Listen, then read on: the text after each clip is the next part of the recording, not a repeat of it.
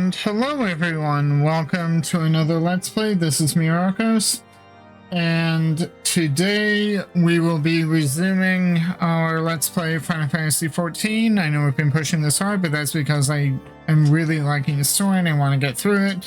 But first things first, we have a role quest to finish. Since I'm now level 90 on my Black Mage, I feel a little more comfortable completing the quest line now than I did with just the summoner, where I could have plowed through it if I wanted, but gotten through it way too early. Yeah, this means I'm not going to be able to get the experience from this 89 quest, but it is what it is. So without further ado, let's get into the role quest. But before that, if you like what you see at any point, please remember to like, share, and subscribe on YouTube. Give me a follow on Twitch. Hit the notification bells. These are very small things from you, but they mean a lot to the channels. Thank you, thank you, thank you. And with that, let us proceed with O Mighty Fury, guide us to victory. The set of Artwarel's jaw betrays a hint of anxiety. Uh-oh. What's going on?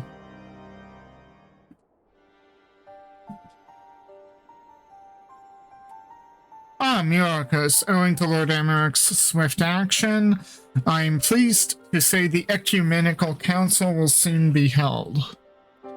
Good. In case you are unaware, the Council is the highest assembly in the Ishgardian Orthodox Church, its purpose to deliberate and decide upon doctrine. The previous one was held no less than 80 years ago, and 4 archbishops have since come and gone.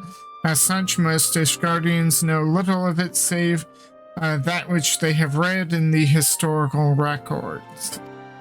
Traditionally, the Archbishop and members of the Synod would meet behind closed doors. In light of Bishop Vartanois' fate, however, this time the doors will be thrown open to the public.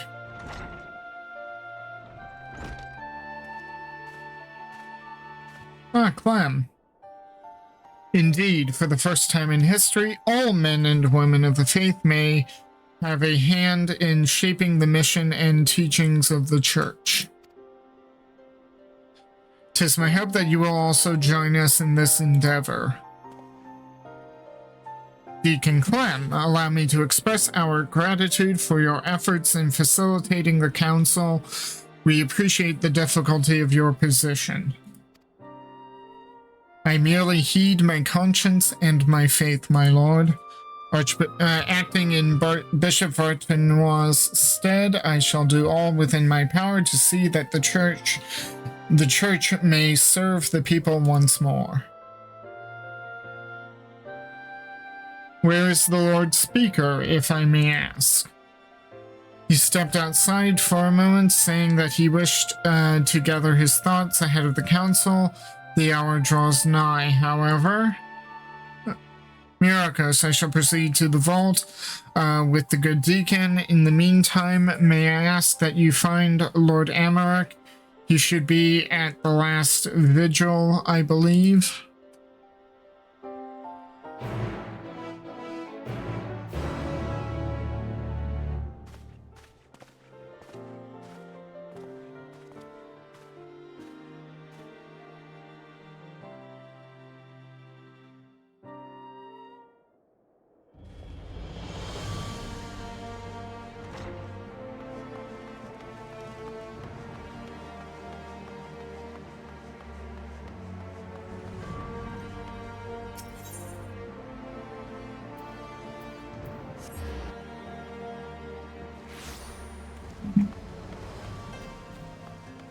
Good with me, I've still got side quests here. Then again, I'm not really somebody who does a lot of side quests. Well, here he is.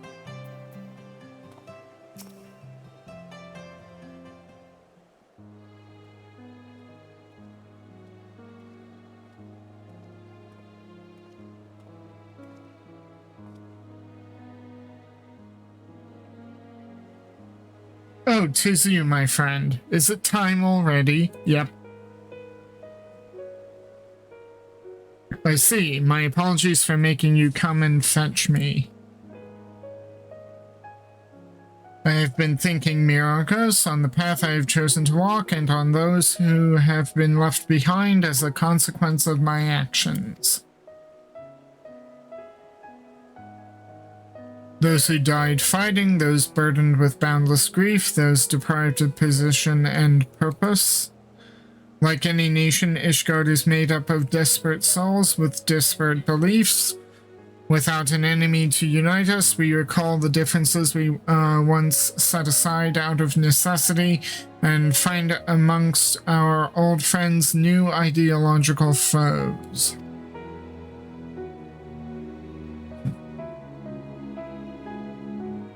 The future I had envisioned, 'tis far more difficult to secure than I ever imagined. What must I do for our people to live in harmony, for our nation to move forward as one?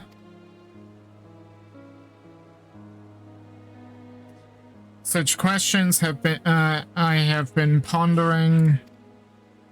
We should begin by making our way to the council. Shall we continue our conversation while we walk?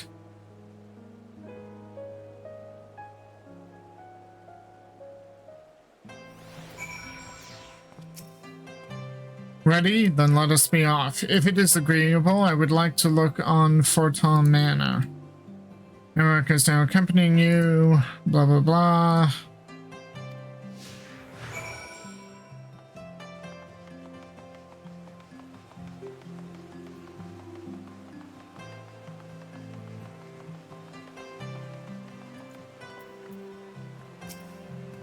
It feels like another age, that you and yours were no more than foreign wards of House Fortal, and in actual fact, it may be considered so.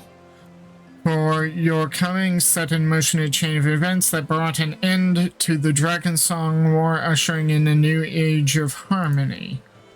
You paved the way for meaningful change in our nation, and for that you shall ever have my gratitude. Now then, shall we continue on to the architects?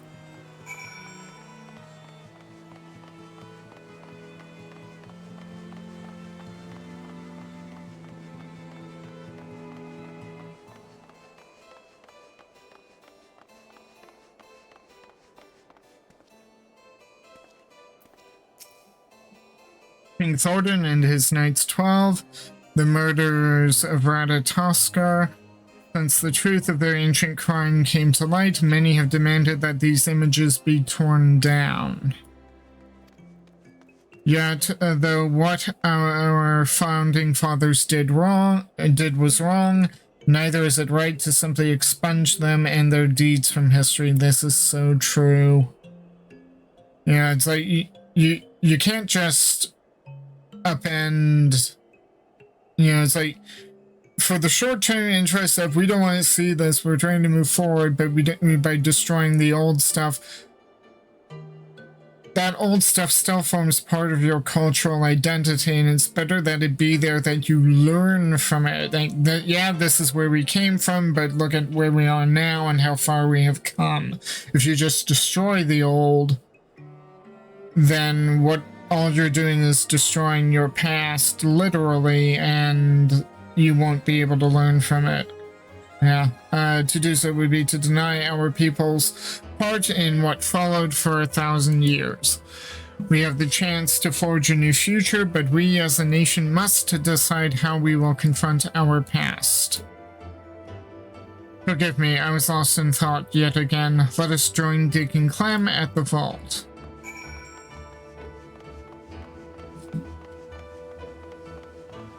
Well, the last time I ran up here, up the steps of the vault, was to unlock the dungeon. Good heavens.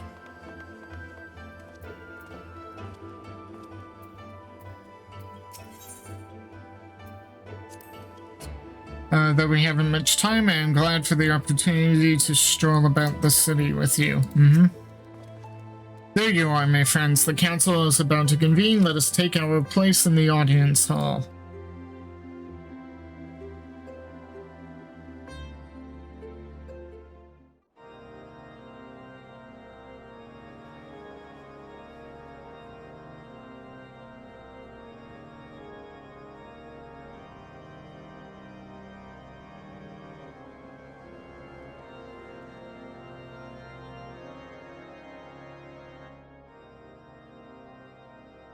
Esteemed members of the clergy and honored adherents of the faith, I thank you all for your attendance.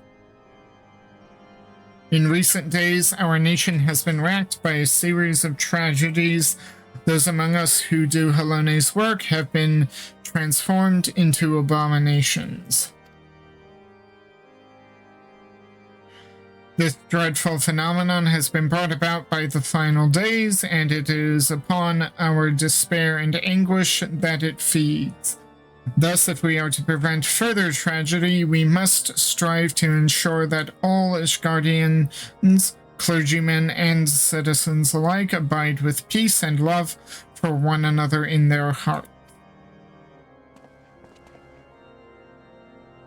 To that end, I have called this ecumenical council, the first in generations, that we might together determine a path forward for the Church and our society as a whole.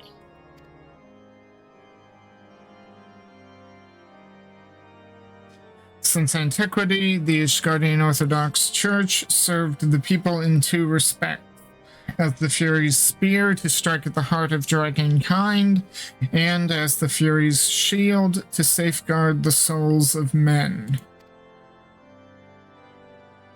But now that we are at peace with the Dravanians, the Church need no longer serve as the spear, and so we must now reconsider how we might better serve as the shield for our brethren. The hierarchy must be reformed, and for that we need accountability. The upper echelon must be stripped of rank at a minimum and investigations conducted, trials held if the evidence is sufficiently damning, and then we may turn our attention to their doctrine of lies.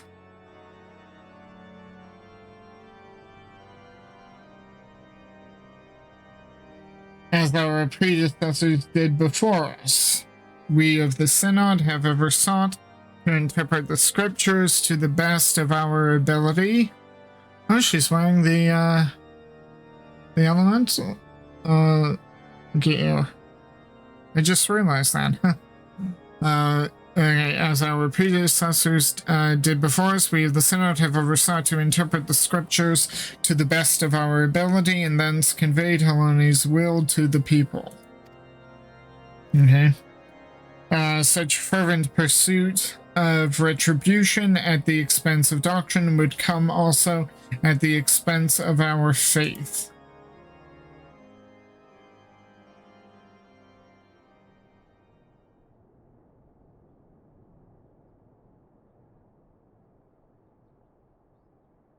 Have we won the war to lose our souls? Halone, are we outside your grace?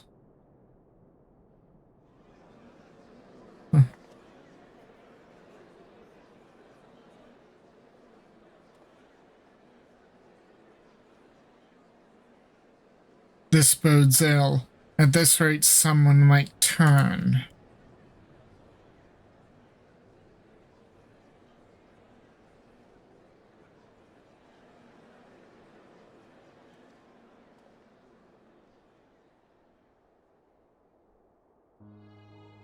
Since the war's end, the Church and the faithful have stood at a crossroads, unable to take the next step forward. His Grace, Bishop Vartanois, may he walk in Halone's halls, was one such soul, and in his longing for simpler times, he resorted to using forbidden magics. He succumbed to despair.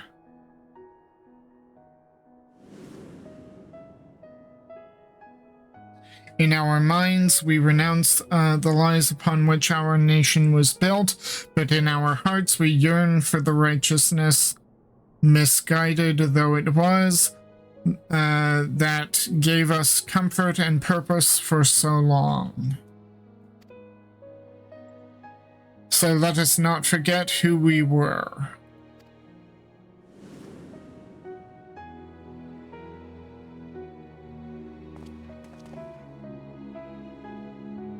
Let us confront the mistakes of the past and learn from them, that we do not repeat the mistakes of our forefathers.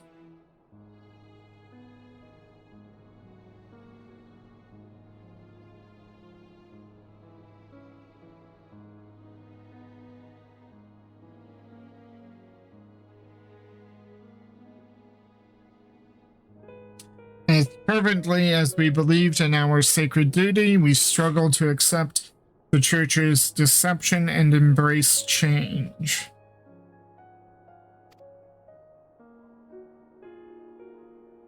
The legacy of Thornton weighs heavy, and there is the temptation to simply cast it aside like a mantle that suits us no longer. Yet that would dishonor the sacrifice of those who went before, countless souls who served the people with purest intent, and so heavy though it may be, let us together bear this burden as we set forth anew.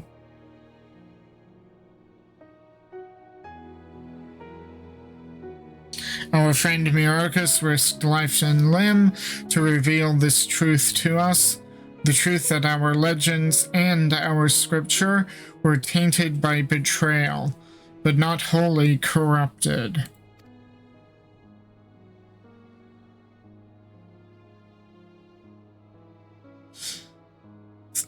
Though the great walls and towering spires of our city may have been built with murder and deception, they rest upon a foundation immutable and true, our devotion to Helene, whom we have worshipped since before our forefathers settled these lands.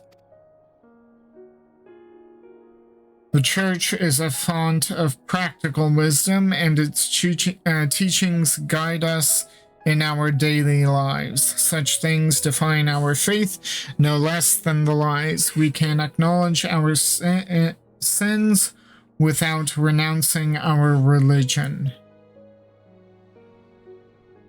Aye, and without rejecting who we are. A comprehensive review of scripture as well as historical literature will be necessary.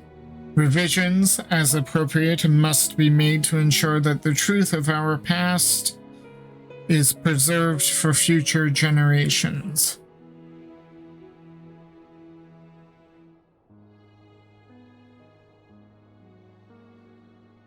With your peerless knowledge of church doctrine, I dare say none is better suited to leading that effort than you. I also expect that many eyes will be required to pore over all the tomes, and I know many idle men and women of the faith who would jump at the chance to do Helone's work once more.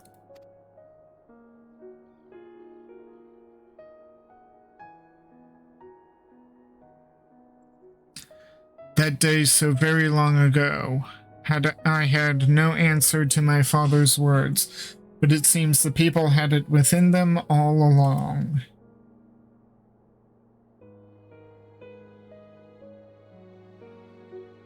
Oh, Dragon Song.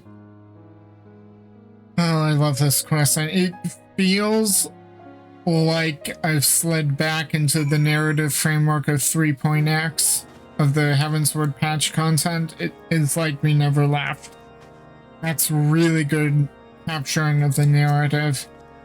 With this, the church and the people have taken their first step towards a brighter future. 'Tis well, Lord Emmerich interjected when he did. Oop, cutscene.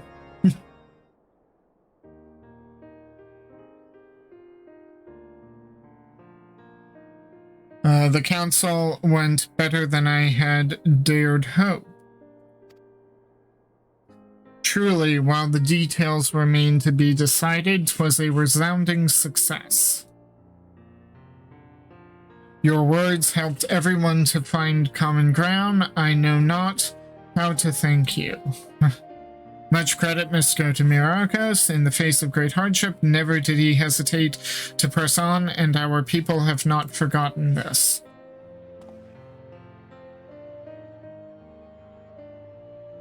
Indeed. Well do I remember the day you flew into Ishgard upon a dragon's back. In making possible the impossible, you inspired us all. If in you we glimpse the fury, a vision of courage in the face of uncertainty, looking to your example, we shall endeavor to bring about change to the church for the future of all Ishgardians.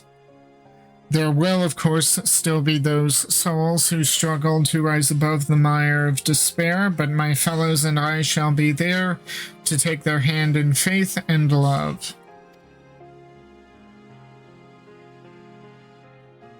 For what is faith if not salvation?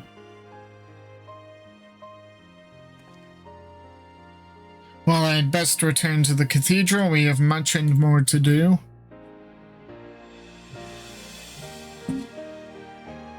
But ere I forget, I have tracked down that which you requested. Some repairs will be necessary, but it will be seen to with all haste.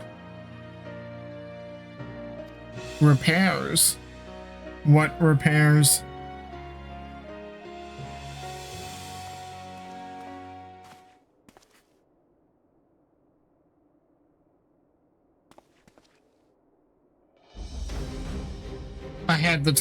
I tasked the deacon with finding a certain item, you see, a secret weapon, one might say. Given what we know of profane Fafnir, I suspect it will be of great use in our hunt.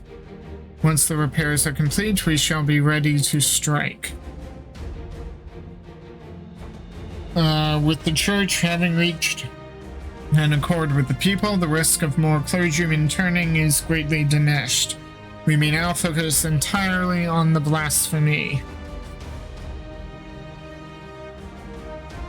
It's time we freed Vindro from his torment. Rest while you can, Myrokos, for I dare say the coming battle will demand the best of us.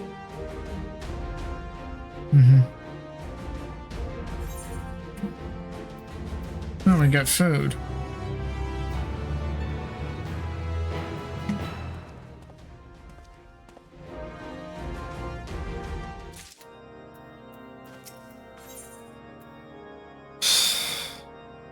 Okay, so we got... Out of curiosity, I don't think... Oh, we do. Okay, Evermarch Heaven's Ward. Ortorel has its sights set on profane Fafnir.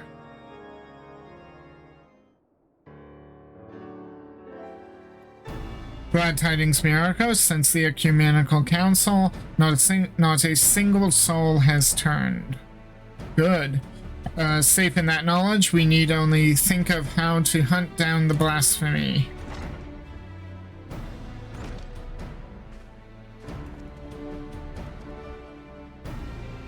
Ah, Myrokos, you're here too. Excellent.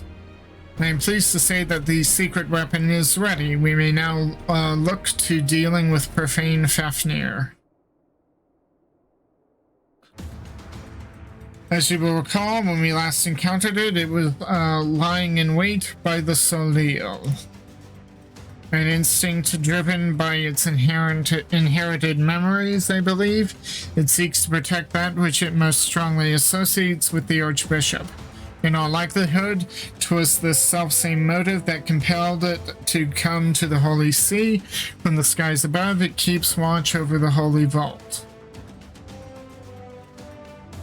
When next it descends, we shall exploit this instinct by using the secret weapon to lure it to the chancel. What exactly is this secret weapon? Yeah, somehow I doubt moving an airship to the chancel or the chancellery will be enough. 'Tis none other than the Fury's Grace, the holy crozier of the Archbishop. Suspecting that Bishop Vartanois had retrieved it from Azizah. I had Deacon Clem search his private quarters. My suspicions proved correct. With the crozier in hand, I shall make it an irresistible bait for profane Fafnir. Really? My lord, that is an unconscionable risk. There's no telling how the blasphemy will react. Indeed, but we can be confident that it will command his undivided attention, thus ensuring that no more of our citizens are placed in harm's way. If the Heavens Ward are the Archbishop's shields, then the Temple Knights are the people's. As leader of the Order, the risk is mine to bear.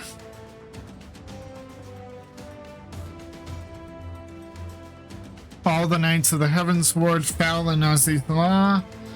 As a vessel for their memories, Vandro may be considered the last of their number. Let us go then and relieve him of his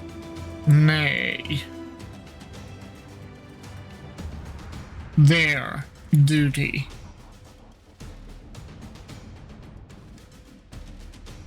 Let us see to our preparations and proceed to the vault. We finish this once and for all.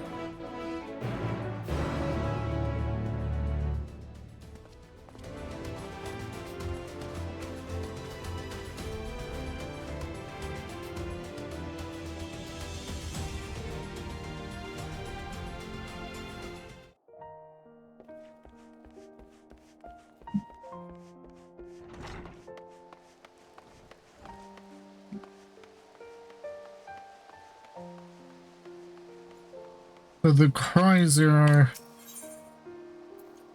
Huh.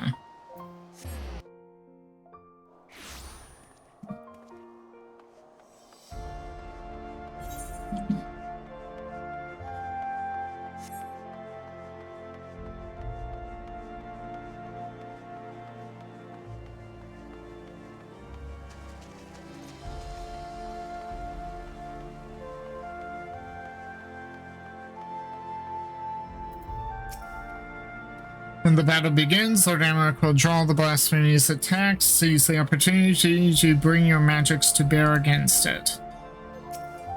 If you are ready, then let us set forth. You need but say the word.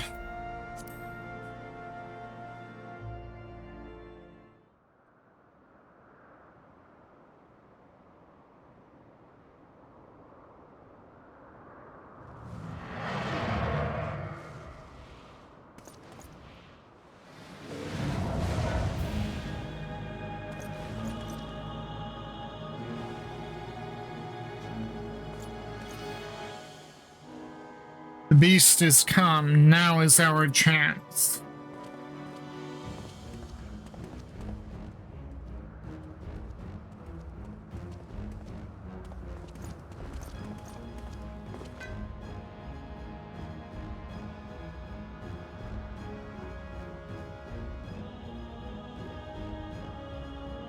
Ah, the staff.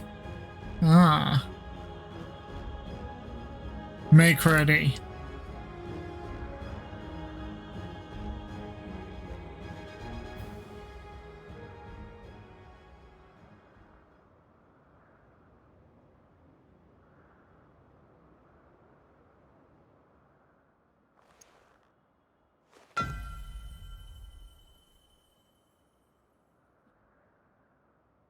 To me, my knights.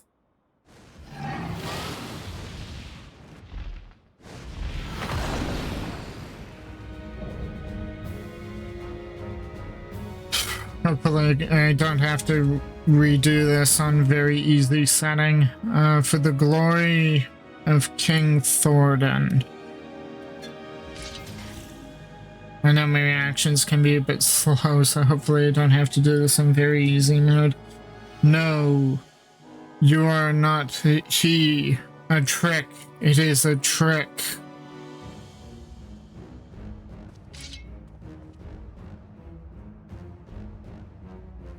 Forgive me, Sir Vandro, but for the sake of all his guardians, we must strike you down.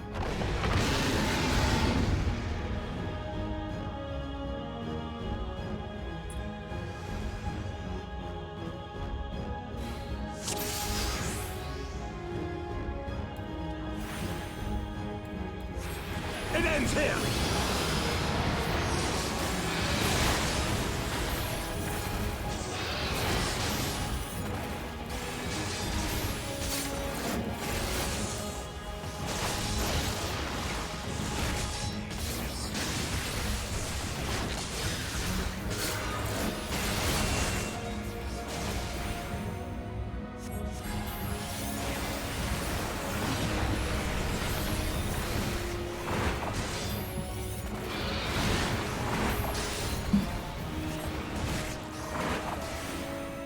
You underestimate me!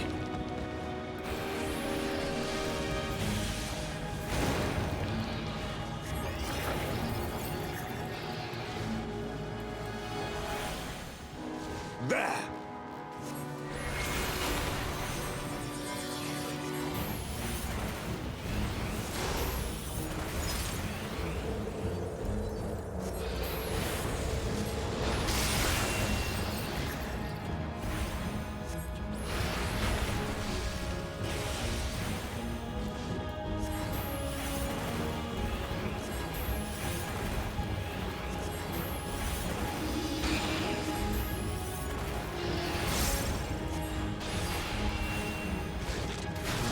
Do not underestimate me! Oh, they gave Amric force lines in this? Wow. Stay on your guard. Uh-oh.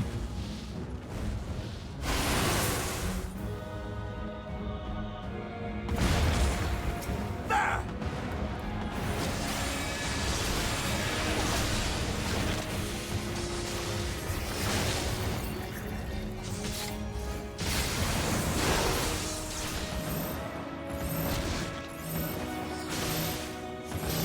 We must stand our ground! Let me cast, will you? Oh boy. Okay.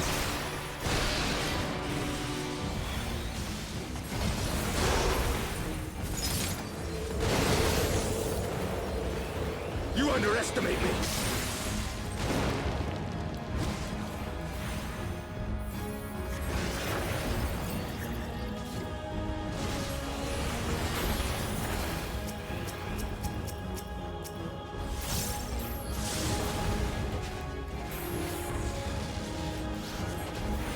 Okay, ad phase. We have to down these ads quickly.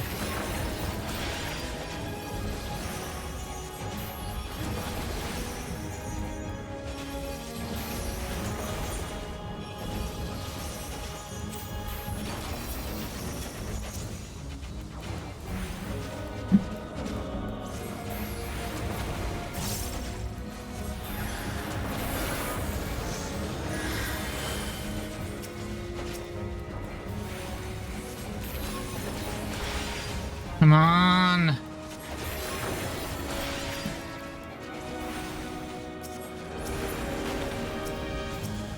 I really wish Fafnir would not.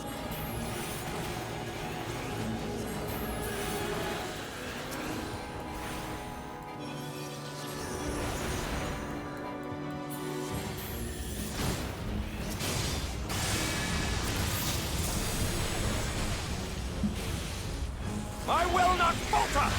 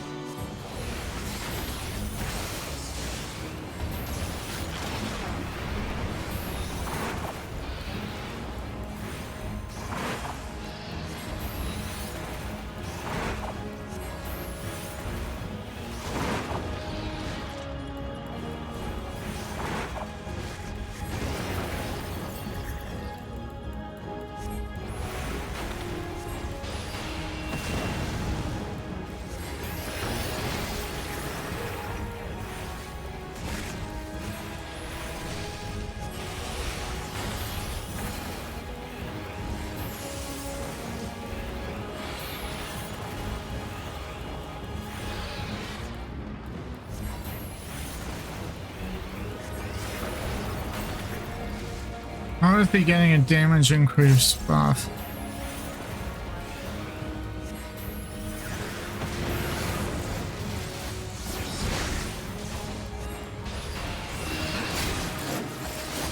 This knight does not yield!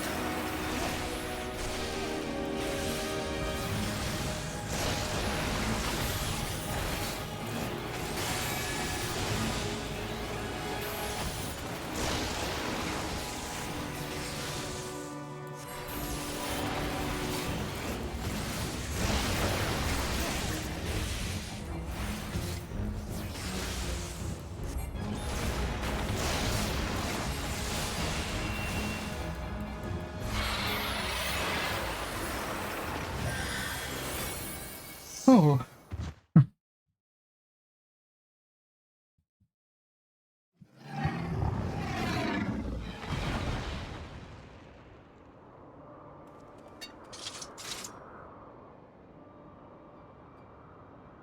I thought I heard some thumping earlier. Okay. Finally, it's over.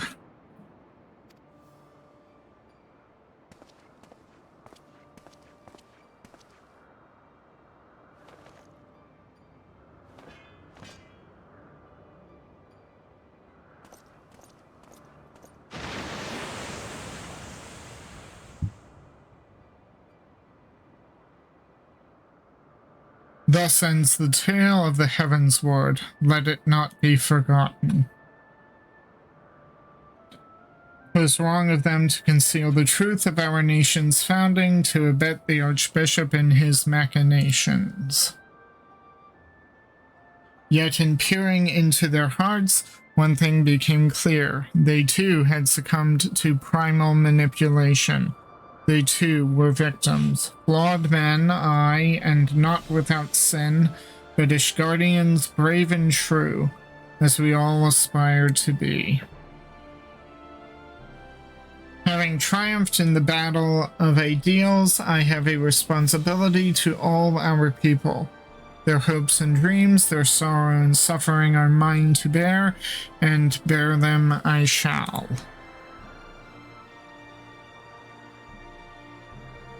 For had you not vanquished King Thordan, or had I erred but one of my choices, I may well have been the first to succumb to despair, to be reborn a blasphemy. You wouldn't have turned, not you, a ridiculous notion. I'm more likely to become a beast than you.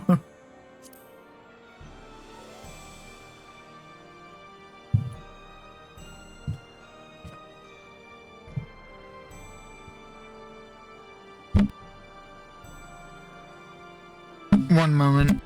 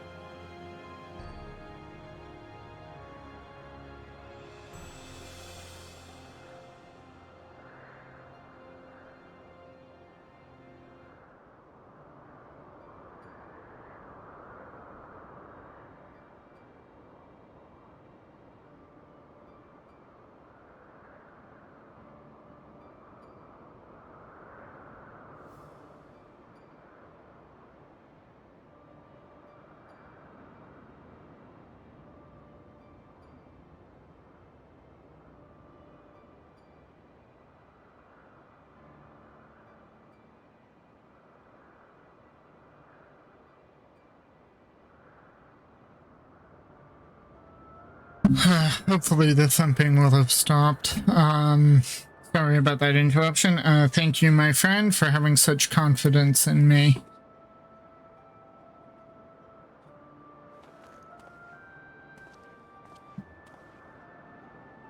My apologies. 'Twas not mine intent to wax sentimental.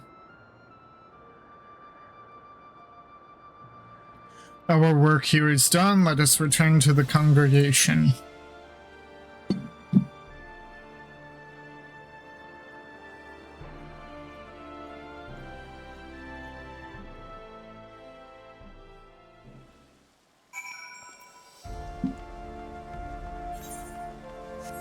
Huh.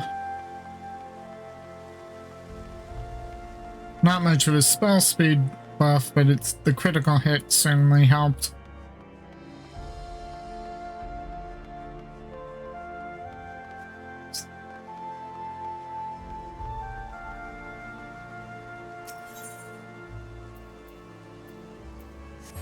In case you're wondering, I know, yes, there are the options in the menu here, but when I started playing this game, you had to navigate your way through the maps and actually select the spot on the map you wanted to go. I'm just used to that.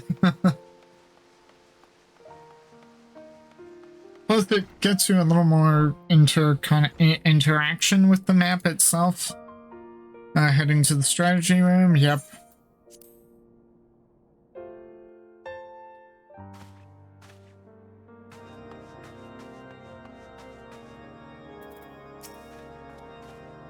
I hurried here as soon as I learned of your victory. There are some few words I would say, but it can wait until Lord Artwell and Deacon Clem have spoken theirs. Myrokos, permit me to offer my gratitude for helping us to overcome not only the blasphemy, but the despair which spawned it.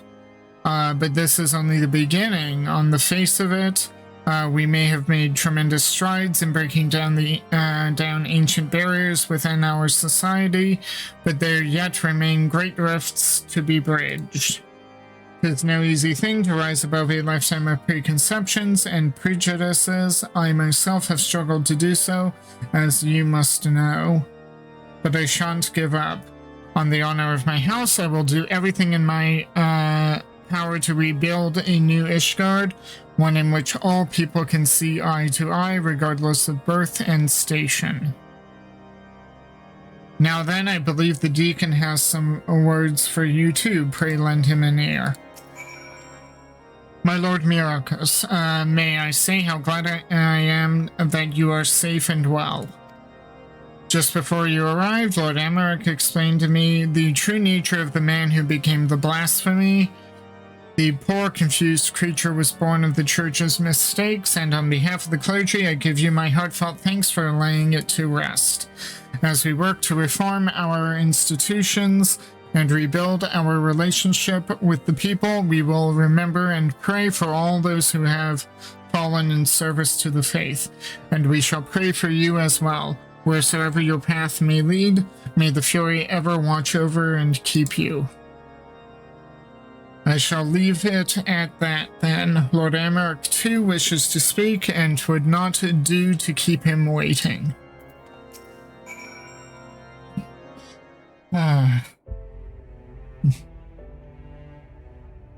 Myrokos, Lord Artwell, I thank you for the vital roles you played in ridding us of profane Fafnir.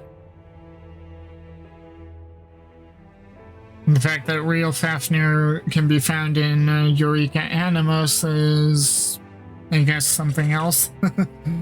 As ever, the sight of you in combat was nothing short of inspiring.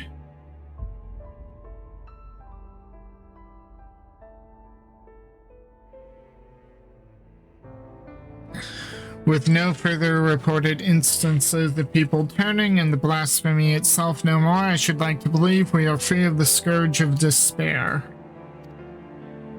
My brethren and I shall labor to see that it ever remains so by fighting to dispel the darkness in men's hearts.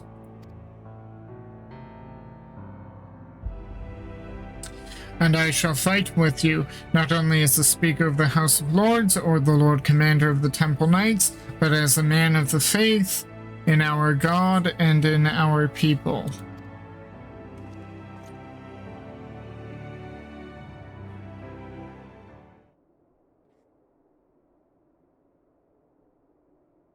Together, let us strive to fill our nation with hope.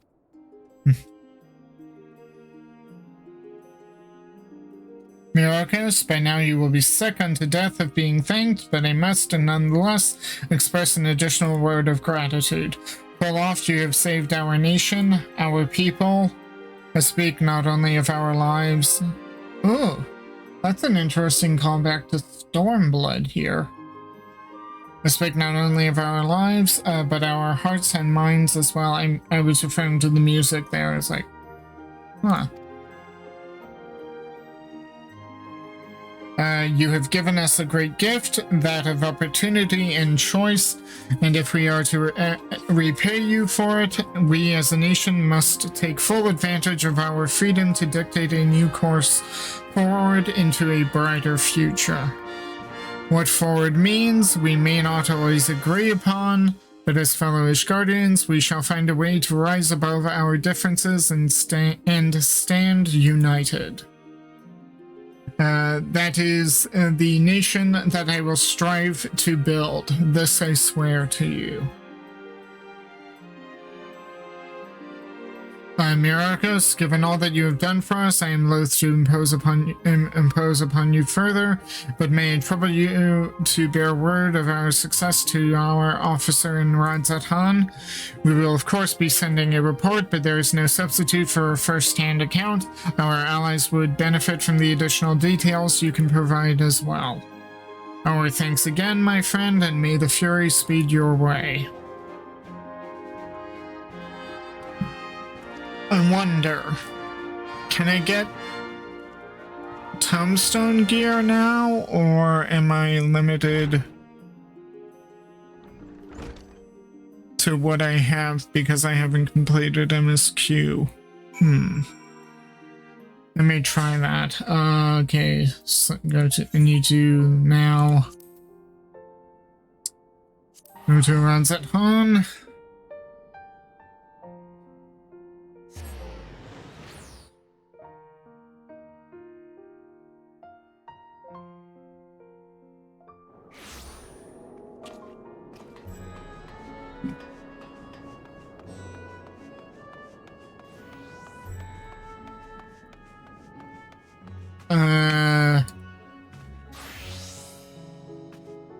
So I think if I remember the positioning correctly, coordinates.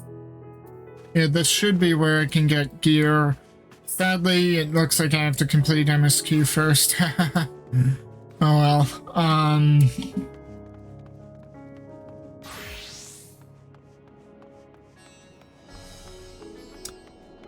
In the meantime,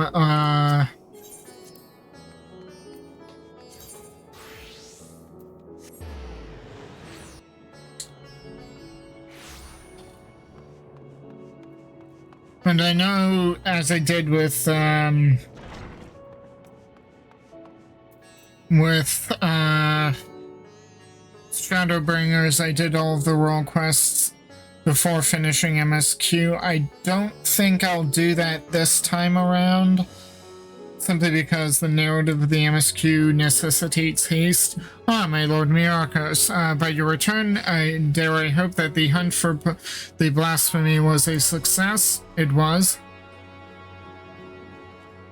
That you would vanquish the beast comes as little surprise, but that this occasion would serve as impetus for the Church to embark upon a path of reform is incredible. I will share these joyous tidings with our allies without delay. If I may speak candidly, I must confess to being a great admirer of yours. When you have a moment, I should like to hear about some of your adventures, if you would do me the honor. For the present, however, in my official capacity as the Ishgardian delegate, I offer you my humblest thanks for your immeasurable service to our nation.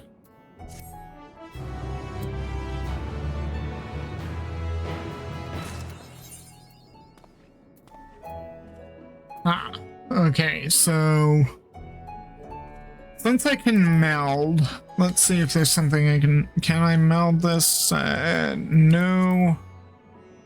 The hands I can.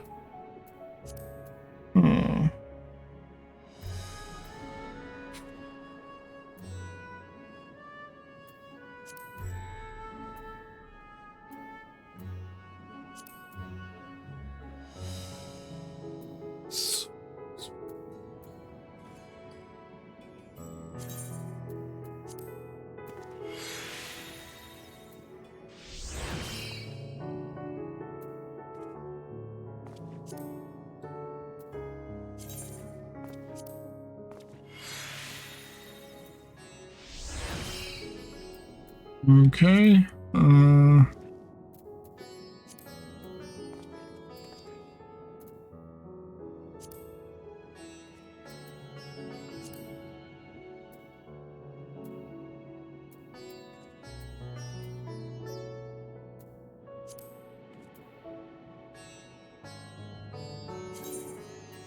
Just making use of what I have.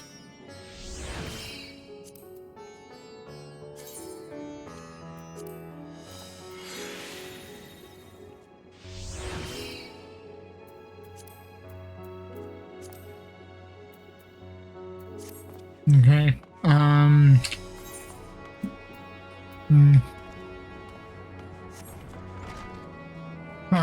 So now back to old Charlian.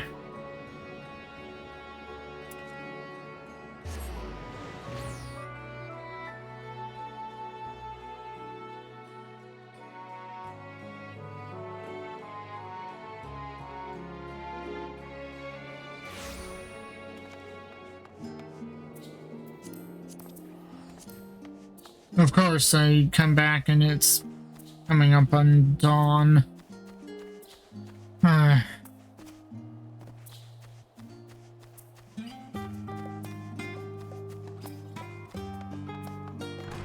All these all-nighters. Okay, now on to the MSQ.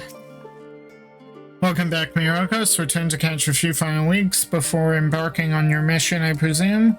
You'll be happy to know your chambers have been cleaned and fresh linens laid out. I pray you enjoy the sweetest dreams on this final night before the big day.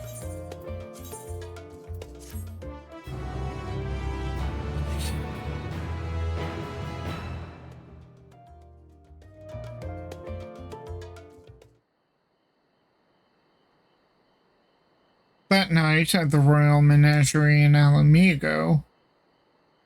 What's going on in Alamigo?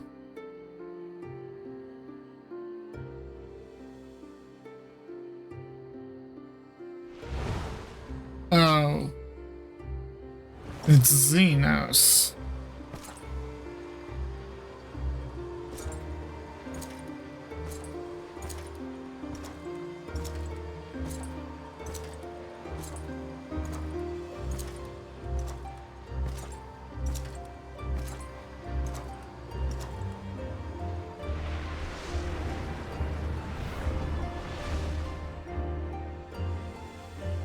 You will never get what you want. Not even the battle you pine for so dearly.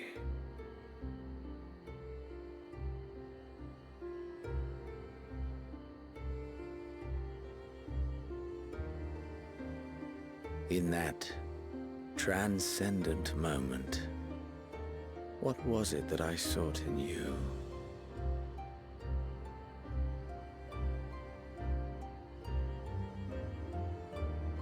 And what was it that you sought in me?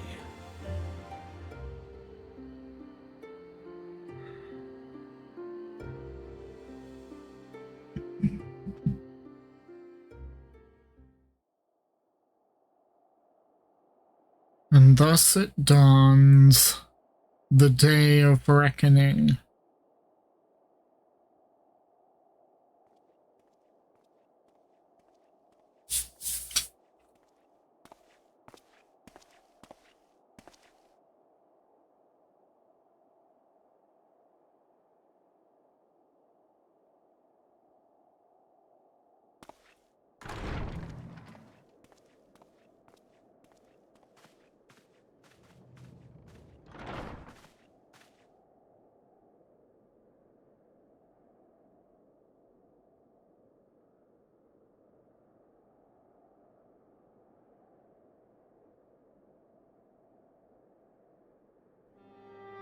How often have we thus assembled?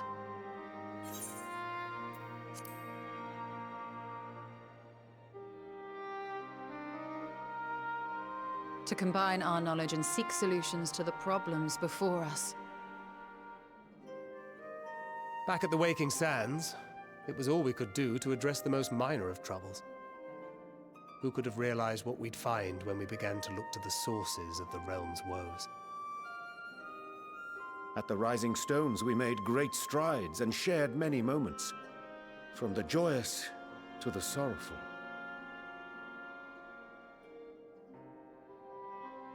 We've had occasion to call other places home too. Be it Ishgard or Kugane, we were fortunate to find sanctuary wherein we might take stock and continue our fight.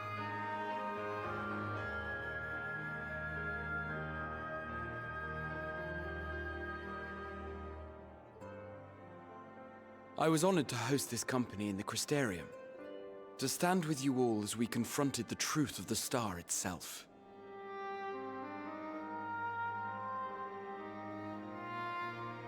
And now from this place, we go to fight the most important battle of all.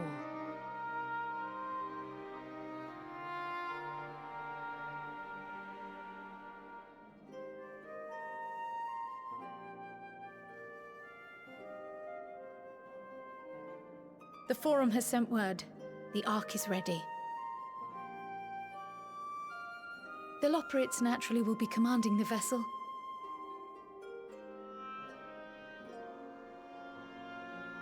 They will see the 8 of you to Ultima Thule.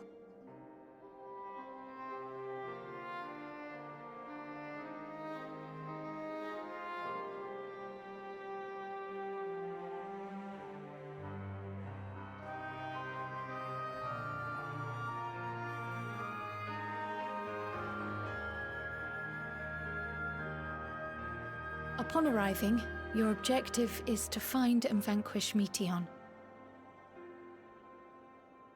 As a final formality, the Forum bade me ascertain your resolve.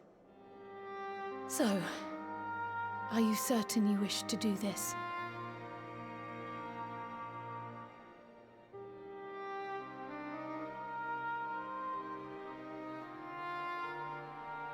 We are.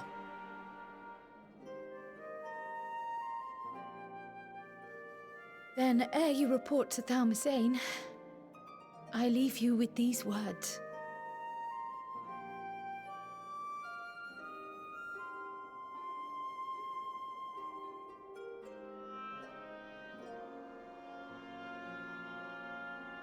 You must triumph. What that means will differ for each of you. To make it back home, or to simply avert doom, or perhaps something else altogether. Yet whatever it is that drives you, I have faith in its power to see you through. So please, triumph.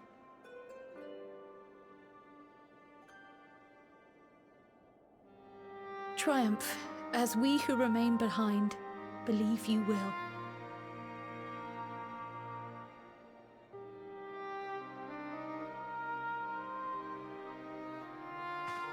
Let us be off then.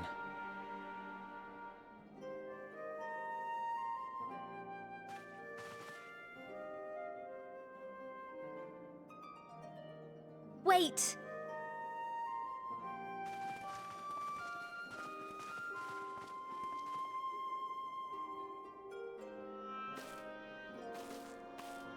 Both Kryl and I will be there to see you off, but as your receptionist, I feel I need to say this here.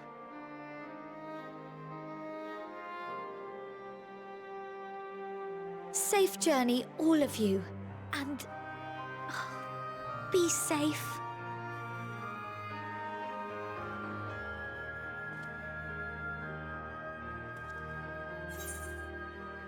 You can count on it, you too, Tataru.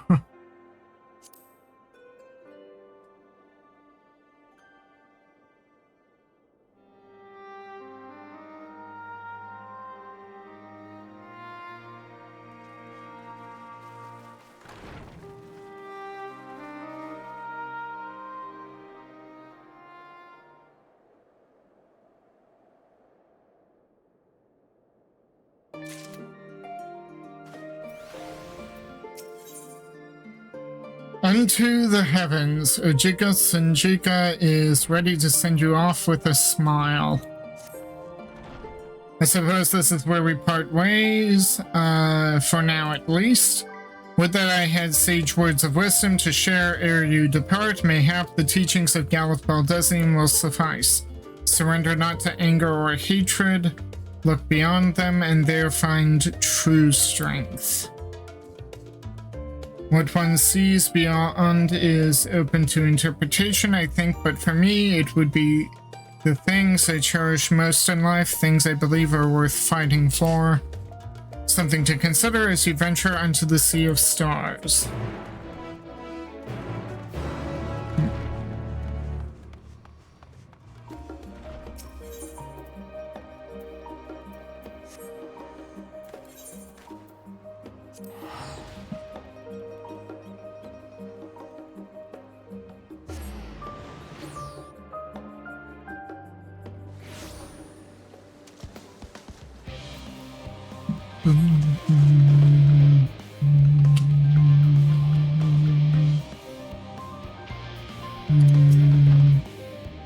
Mr. Myrokos, I have been made aware of your coming. Please use the lift here.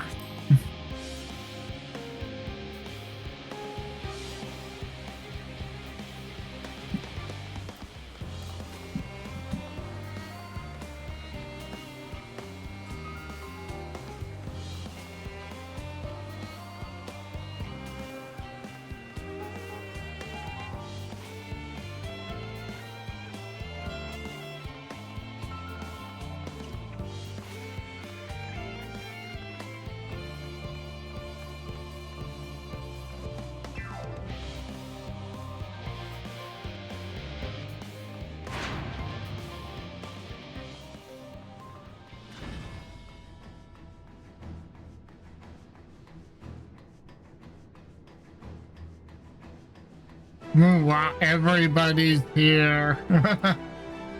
Oh, wow. Don't know you. Oh, yes, I know you. Your reputation in the rumor mill precedes you. At any rate, how may I help? Oh, okay, so this person is just here. Alpha and Omega. Alpha appears to be trying to cheer you on. Bloop, bloop. The miniature model of Omega appears to be staring intently at the Ark. Man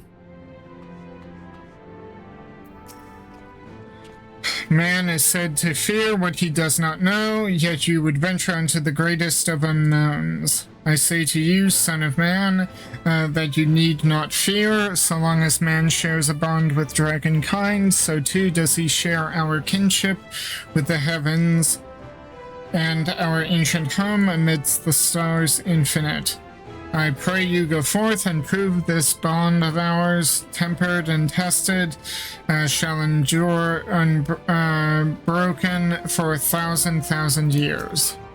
Aaronville, first the great Exodus and now this. It seems there's no end to our work. In truth, more than a few gleaners were distressed to learn their earlier efforts were for nothing. It was no easy task convincing them that the new plan was for the best, I can tell you that.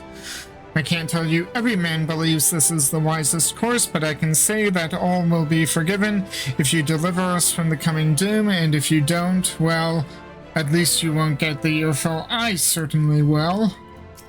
Oh, and Manolane is here. It's troubling enough, that Sigurd left without warning, leaving me to carry all those cumbersome containers, the ones you were neglecting perhaps, but that he failed to be present to send you off is absurd. What could possibly be more deserving of his attention at a time like this? It is no easy thing to say, leave the star to us, but we must. And we will, as proud members of the Scions. We have a duty to uphold, and we needn't do so alone. Those dark days when we were driven from the Rising Stones, hunted as traitors, are nothing of the. Traitors are a thing of the past. We have allies in abundance now, which is to say, you needn't worry about us. Go forth in the knowledge that the Scions will labor without rest in your absence. Though our fellow science couldn't be here, they wanted me to tell you that no matter what calamity may befall us, they will never give up, and neither should you. No matter how far you may go, we will be with you in spirit. No matter how dark it may seem, your light will shine and endure. Madonna, Mr. Skyle tells me your investigation into my theories on Akasha and its relation to the final days has made clear the source of our woes. I am elated to know my work was of some benefit, but I could not have shared it had you not rescued me from the tower that day. I yet owe you a great debt, one I may never fully repay, but I shall try nevertheless. Only through my research, not only through my research, but through my desire to see you succeed, which I believe may influence the Akasha in our favor. Small though the effect may be, yes, so long as we have hope, there is a chance we may influence the outcome of this calamity. Blue Rita and Wolfson are here. We were quite fortunate. The Loperoid's hyperhopper was based on principles similar to those of etherology. Integrating it with the Ark's existing systems might well have been impossible otherwise. We may have Charlene's wealth of knowledge at our disposal, but theirs is technology far beyond anything we have ever studied. You are familiar with teleportation magics, yes? The momentary conversion of the body into ether, that it may travel via the life stream from one physical point to another. Yep. Their hyperhelper enables transport through a similar method, but not one involving the life stream. Rather, it utilizes highly condensed ether to create an ethereal current of its own. This current is exponentially faster and more powerful than the naturally occurring ones to which we are accustomed, so much so, in fact, that the ethereal conversion of the physical form is not a prerequisite for traversal. So basically, it is a hyperdrive in most sci-fi conceptualness. If you are concerned about side effects such as ethereal sickness, you needn't be. Well, that's good to know. You should emerge at your destination hale and whole, in theory. At the very least, I can assure you it is safer than the experimental etherites you used to reach Radzatan. Membrita has been on my mind more often of late. How different her life might have been if not for our research into teleportation magics. Perhaps she would never have gained an interest in ethereological studies. But to abandon our work out of misplaced guilt, who she could have been, would be a disservice to the memory of who she was. Nay, it was because of her that we found the resolve to carry on, and now we stand at the edge of a new frontier with the ship ready to bear you unto the distant stars and beyond. This arc is as much her accomplishment as it is ours. I regret nothing. So this is the ship that will bear us unto Ultima Thule. Yep. That Wolfson and Blavita should be in attendance is most unexpected, but I am nonetheless heartened by their presence. For so many to see us off like this seems wholly unnecessary. Still, I'll not begrudge them for wishing us well. This is the pinnacle of etherochemistry, a synthesis of modern innovation and the ancient wisdom of Alag. The Ark's engine appears to be capable of processing condensed ether in quantities I never thought possible. I wasn't expecting quite so many people to be seeing us off. Let us hear what Father has to say. They said work on the Ark is finished, but you certainly wouldn't know by looking at it. I'll send word to the Alliance leaders the very moment the ship takes off. Obviously they couldn't be here, but I'm sure they'll be cheering for you every step of the way.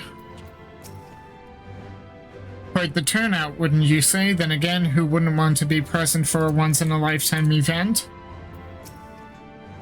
The Ark is missing one last but very crucial component before we are ready to take off. It should be arriving shortly.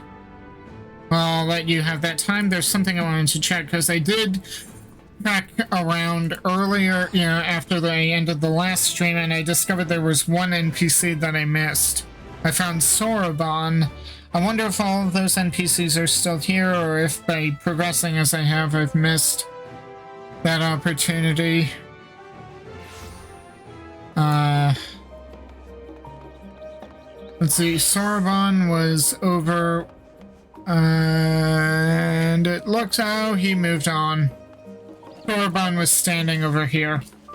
Okay, so he moved on. Oh well. Back to Thalmazine. It was nice to speak with Soroban like that.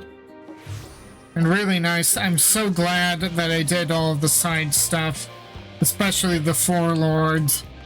I mean, to think Tenzin's sword is helping to empower the Ark somehow, even if it was simply depleted of whatever ether was within it. Huh.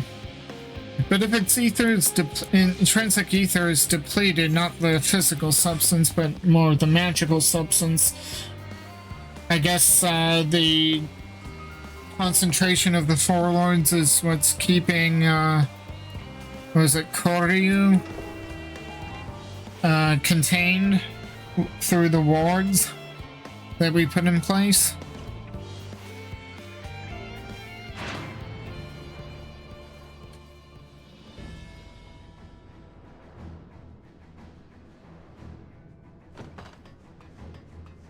Yay, Alpha and Omega are here. I'm sad Soroban isn't here. But, oh well. Okay. Next bit.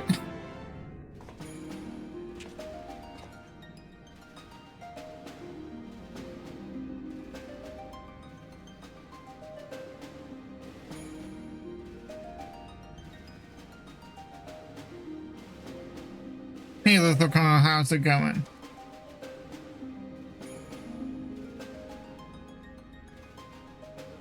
All present and accounted for? Good.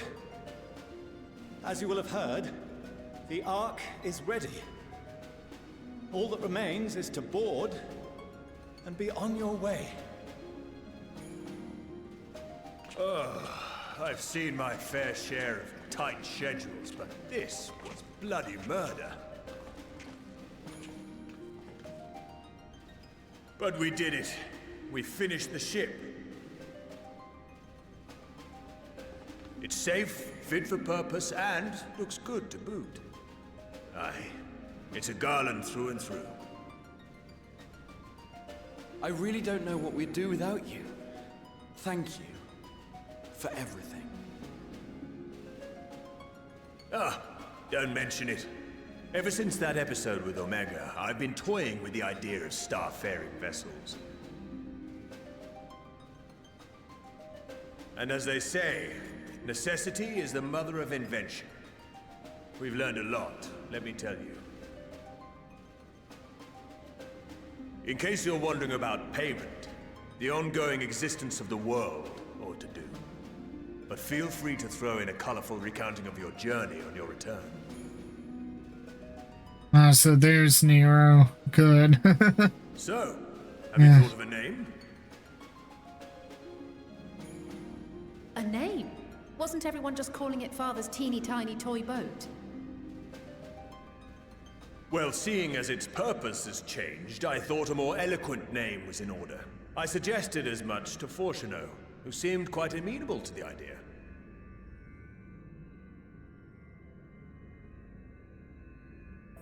As you know, this vessel is the culmination of heretofore unprecedented collaboration. And though said collaboration is owed to the Scions, there is another whose noble deeds made our work possible.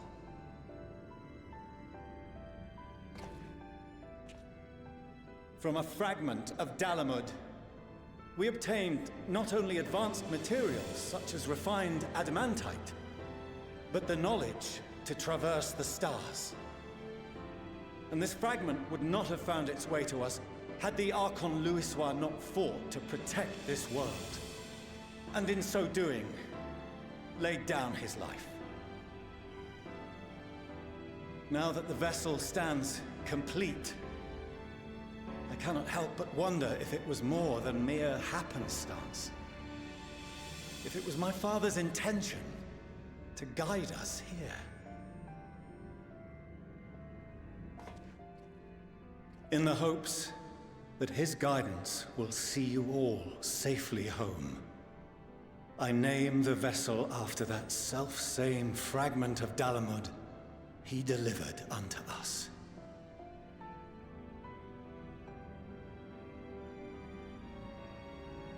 The starship Ragnarok.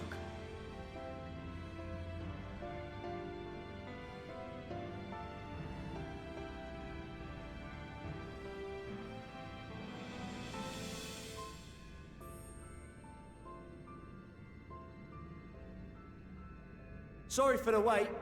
I got everyone you asked for, and not a one less. Hmm?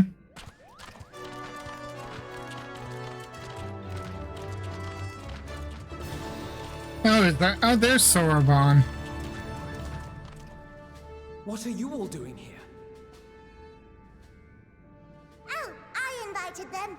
The representatives of those tribes with religious inclinations. You've done a fine job of readying the Ragnarok, but for it to take flight, we'll of course need the power of the Mother Crystal. Given its immense size, however, transporting it would be an absolute logistical nightmare, not to mention we'd need to shatter it into tiny shards for feeding to the engines. But a brilliant idea came to me. We convert the crystal's energy into forms that can transport themselves!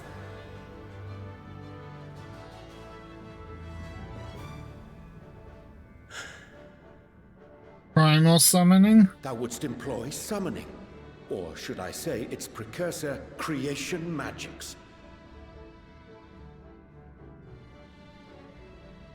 Care to explain for our benefit?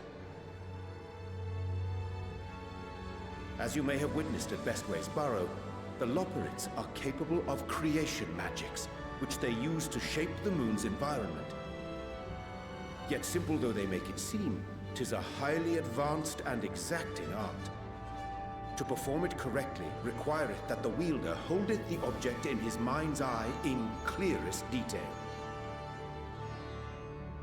Hence the ancients' meticulous management of concepts. Drawing upon this art, the Ascians conceived of summoning as we know it. A derivative that replaceth the complexity of concepts with the simplicity of zealotry to make manifest a creation.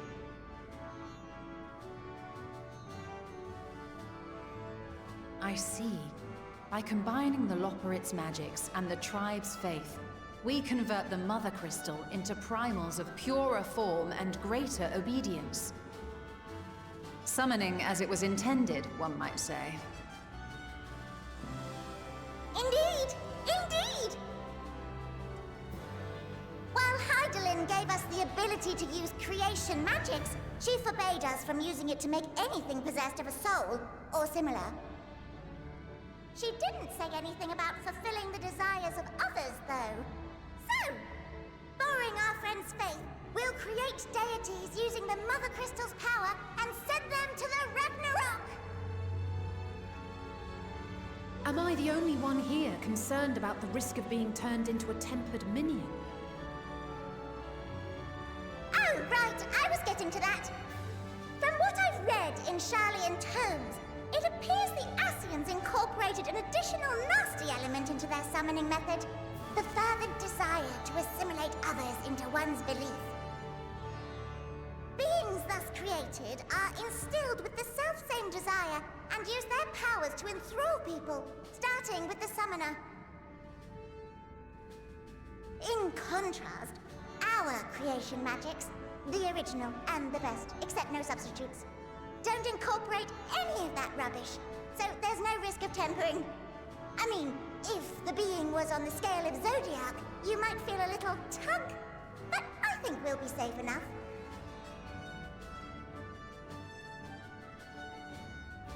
Truth be told, I do not understand the intricacies of this plan.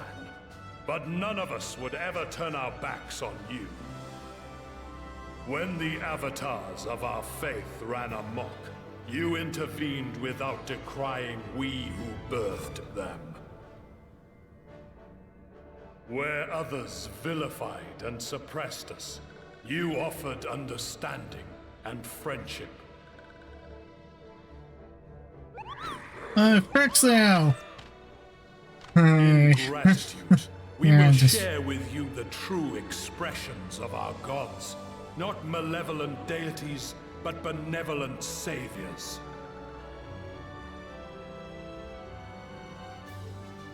Alright, you lot, we're heading to the ethereal sea. Stay in sight, else you're liable to get lost. Lead the way.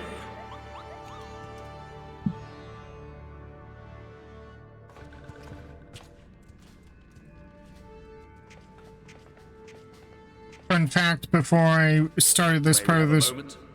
Before I started this part of the stream... In anticipation of the day man might journey to the stars, we developed these. Just as a quick aside, with regards to my excitement at FFXIV, before I started this part of the stream, I actually completed the, Sylphs Beast Tribe. I'm so glad I'm done with that, because that was kind of annoying. I don't have to do them again. But I did finish that particular Beast Tribe. So, okay, what did Wolfson create?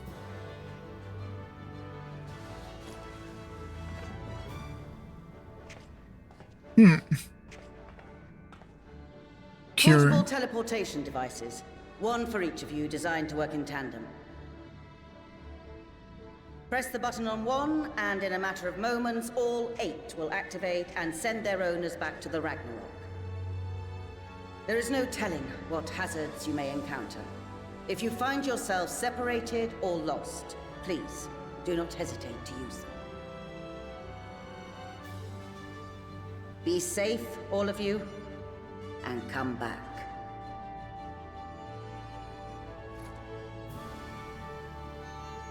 You as well. I pray you take care. Looks like everything is in order, so I'll go ahead and board.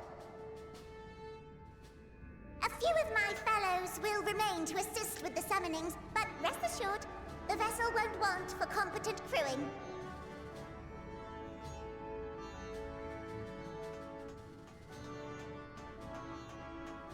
If you are ready, then you should board as well. Go, and Godspeed.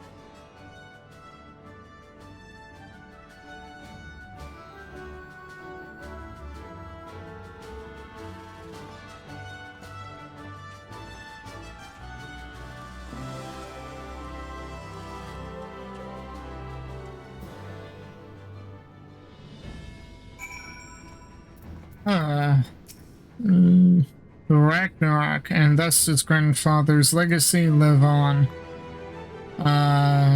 We mustn't waste any more time. Let us board and set out for Ultima Thule. Mother, father, grandfather, we will save the star and return home, I promise.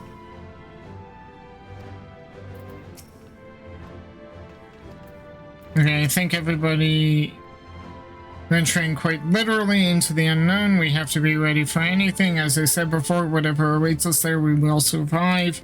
We must. Primal summoning as it was intended. I never dared to consider they could be invoked without the danger of tempering. Change has come quickly to the star, and greater change yet awaits in the days to come. All the more reason we must not fail. I am most grateful to Wilson and Bluita.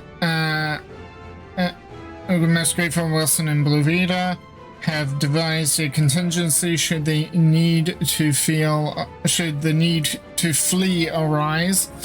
Though I pray it shall not, we must needs strive for victory to the last, that Aetheris and her people survive, and that her champions return home without exception. So the stage is set. I can but hope we are prepared to play our parts when we arrive on Ultima Thule. The key, I suspect, may lie with Heidelin's parting message to us. Darkness and light, despair and hope, as goes one, so goes the other. Knowing Meteon wields the power of despair, we must bring to bear hope in equal measure. I'd rather not spend any longer mulling over strategy. None of us are strangers to despair. If that is the source of her power, we are ready for it. Oh, we get to talk to everybody. Oh, Biggs, Wedge. I'll have to remember to thank Zatara for her timely provisions of food and drink. Poor Wedge would have long since given up from exhaustion otherwise, but now the rest is up to you. Come back safe, all right? Was it just me, or thinking back to that, Blue Rita's voice actor, wasn't that the same? It sounded the same, like the same voice actor who voices Myrokos. At least that it did to my ear. The Ragnarok is a collaborative effort in every sense, the culmination of knowledge from the world's greatest minds, both past and present, without question the greatest ship ever built. The world cannot end now, not when we've but scratched the surface of the Loporrit's technological know-how, so run along now and do what it is you vaunted heroes do best. The world shall tremble before my genius soon enough, assuming you're able to prevent its destruction, that is. You haven't forgotten anything, have you? No repairs or commissions? A delivery from retainers, perhaps? No? Well, if there's nothing else, have a safe journey. You know what? I don't think I've checked my retainers, and... oh, I have retainers. That was a good check, Wedge. Thank you for that. And once more with feeling, I will have to loop back, since I don't think there's a, retainer bell down in this level.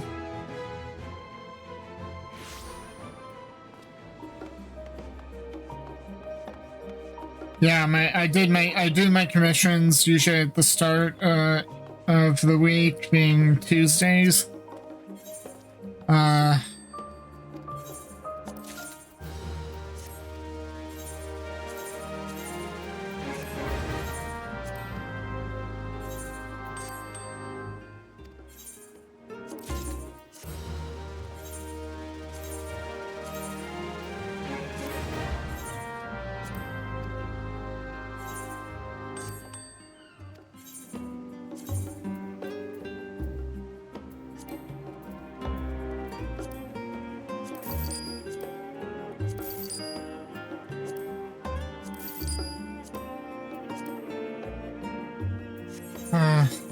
I know my inventory is a mess. It'll be cleaned up come Tuesday when I can do domain reclamation donations. Okay, now that that's sorted out, let's get going. But thank you, Wedge, for reminding me about my retainers.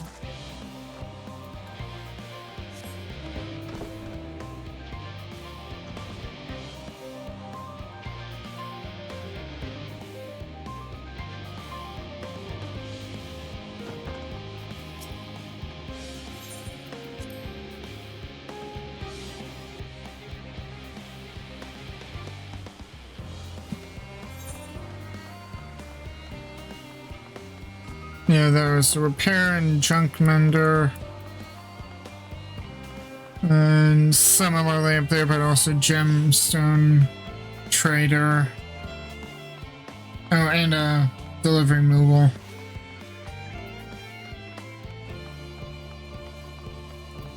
But no, retainer bell. And it makes sense given the nature of, Labyrinthos, but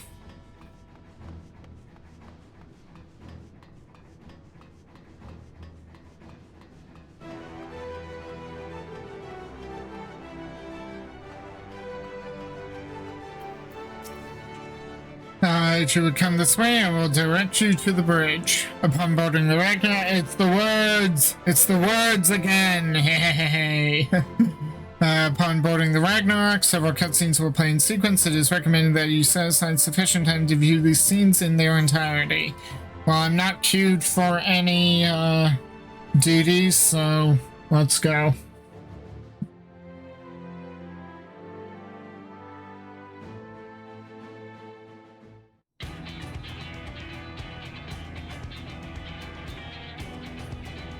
If I didn't read all the individual bits of dialogue, it probably wouldn't take me as long to get through MSQ, but it's worth it for all the smaller details.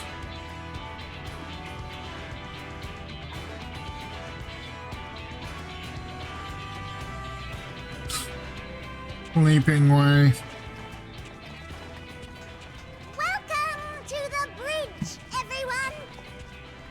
I hope you have everything, because I can't be bothered turning back.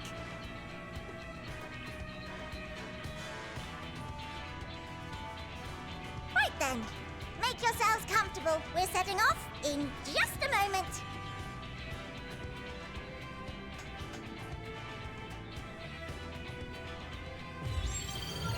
I believe Sleeping Way is our navigator. I believe that's who he was supposed to be. It's incredible.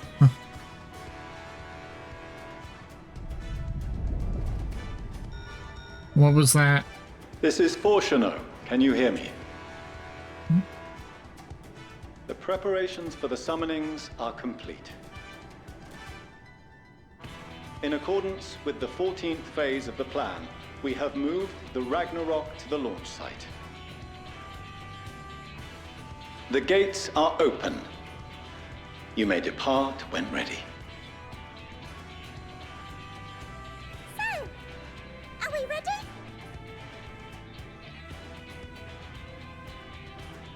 As ready as we'll ever be. Let's get going. Oh, come on. The burnt-out star's got more fire in its belly. Try it again, with feeling.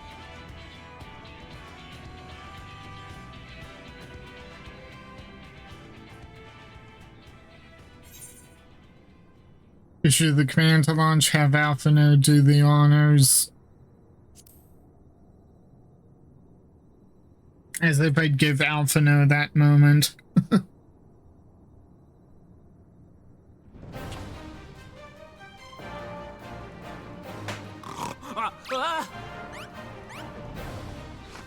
Engage!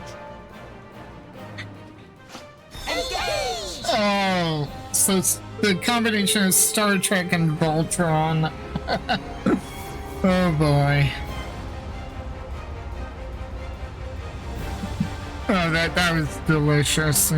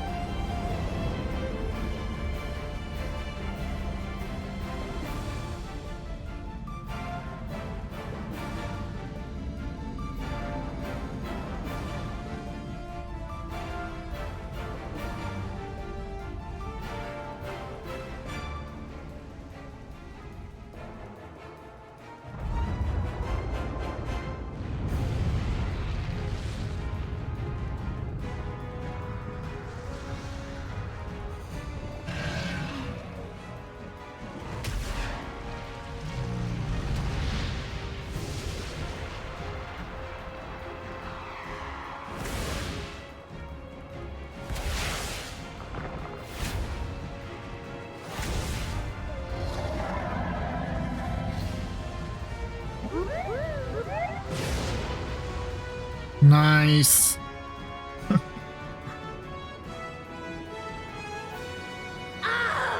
That I must carry landwalkers into the sky. I cannot imagine a greater greater indignity. Do not sulk so, for thy mighty winds exist not only to buffet and batter. Nay, they may serve also to thrust forth with vigor. Such is thy glory, and thus it is an occasion to rejoice. So come, let us revel!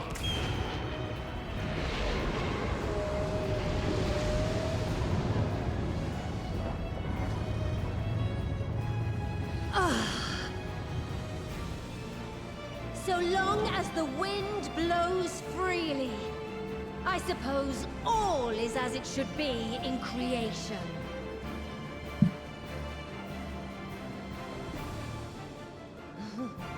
I will render unto them a storm, that they may pierce the firmament and fly free!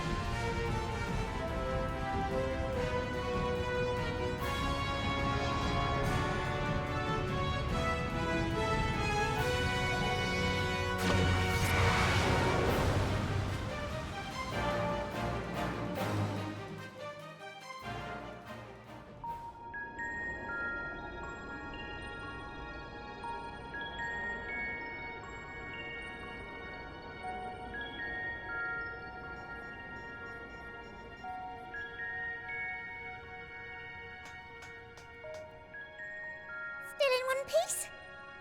Good. Sleeping way? Report?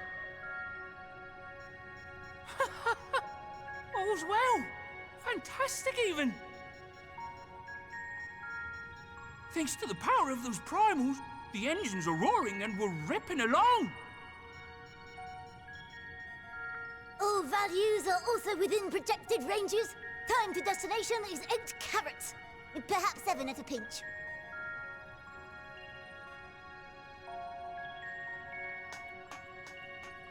All right, let's go over some points of caution. Our destination, as you know, is Ultima Thule. Lest you wonder, the place is not a star so much as a patch of emptiness. That's the extent of what our equipment could determine, anyway. From what we know of Meteon, she's likely used Dynamis to obfuscate her location.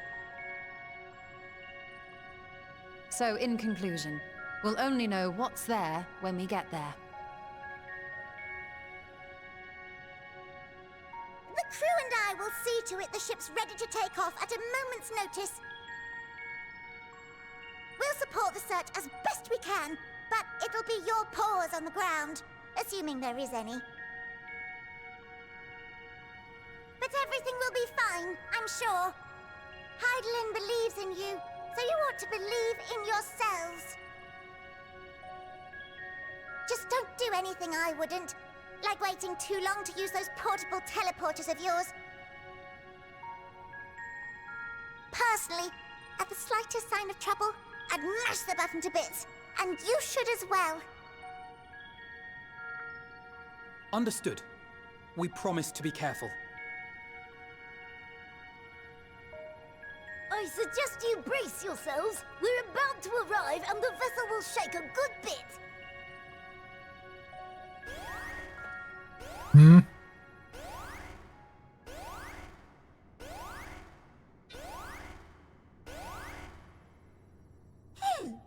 What is this? Something is... interfering with the equipment.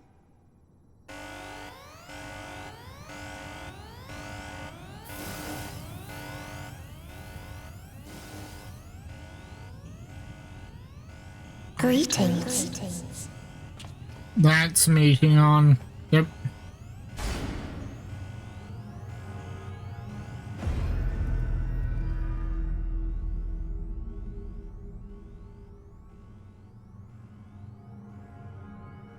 Greetings. Can you hear me?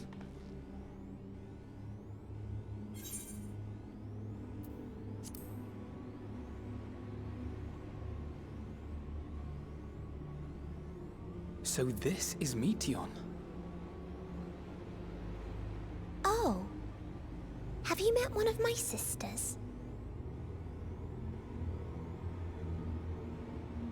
I don't remember meeting you myself. But I do know that you're from Atheris. Why have you come? All you had to do was wait.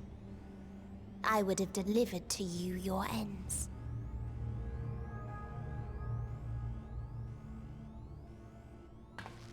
We didn't ask for that. I don't understand. All life is destined to end. Why choose to prolong your suffering? Effort, ambition, love, they amount to naught. Happiness, should you find it, is inevitably lost, stolen away by events beyond your control. There is no logic nor meaning in it. You think there is. Convince yourselves. But it's all a cruel accident.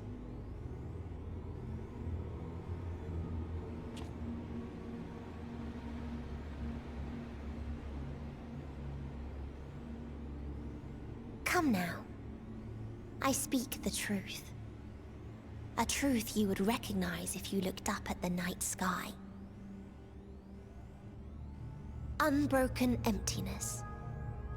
Cold, dark, and silent. Your world, like every other, is but a blemish upon its perfect fabric. Life is an anomaly. It is unnatural and cannot continue. The sooner you accept this, the easier it will be. Just to be clear, we're not here to argue with you. We know that life is fleeting, and that in the short time we have it, we're not assured happiness.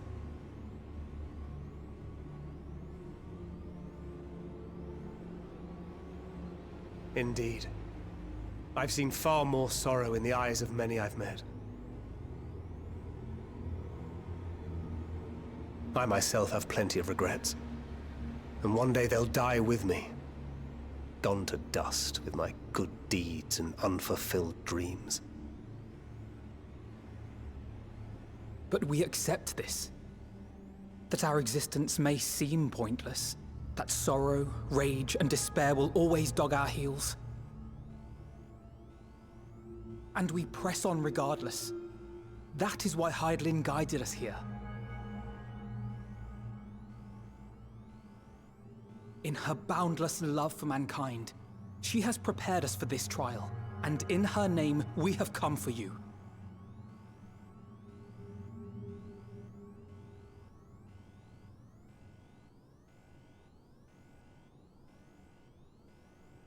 Yes, I sense it.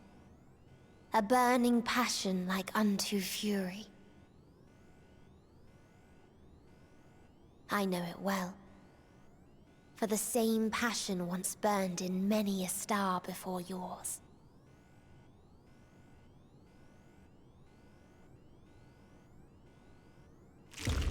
Suffocated and extinguished now. Well, that sounded unnatural.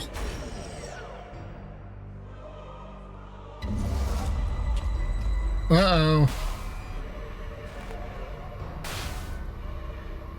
I can't breathe. You approach the bounds of my ultimatum. where emotions dictate reality, where resignation and acceptance unite to embrace the end, where those who yet valiantly cling to life can thrive.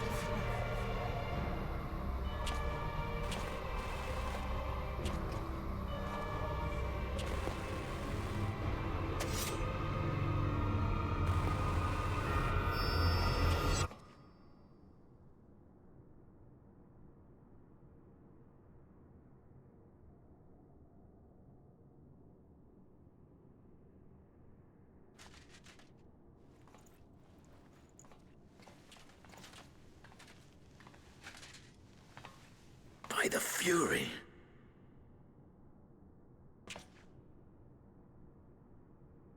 Thancred? Yeah, where is he? Meteion has gone as well. Mayhap he awakened first and gave chase. Everyone? It appears we are at our destination.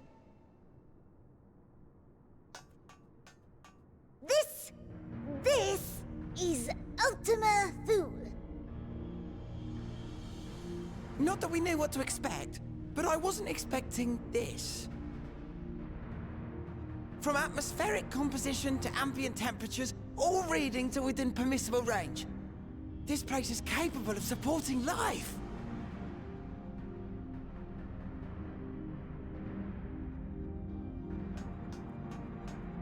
If that's the case, then Thancred may well have gone on ahead. Let's go and have a look.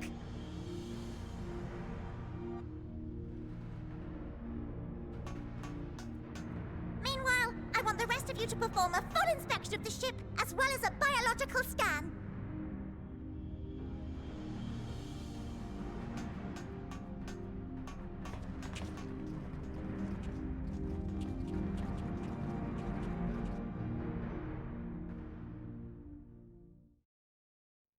So it was that the brave wayfarers arrived at last at Dream's End.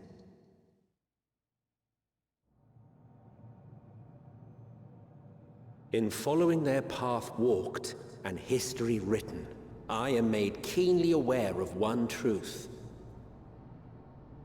Though the curtains may fall again and again, so long as others take the stage, ever shall there be more tales to tell. Woo. So, let them bring it to a close, I say. Let the curtains fall upon this, the final chapter in the tale of the star.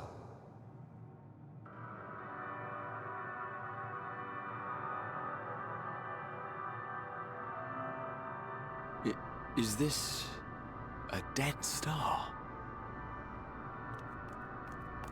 As I live and breathe, I live and breathe. Well, the environment itself shouldn't kill us. Well then, let us search for Thancred while exploring the area. The ship we leave in your care.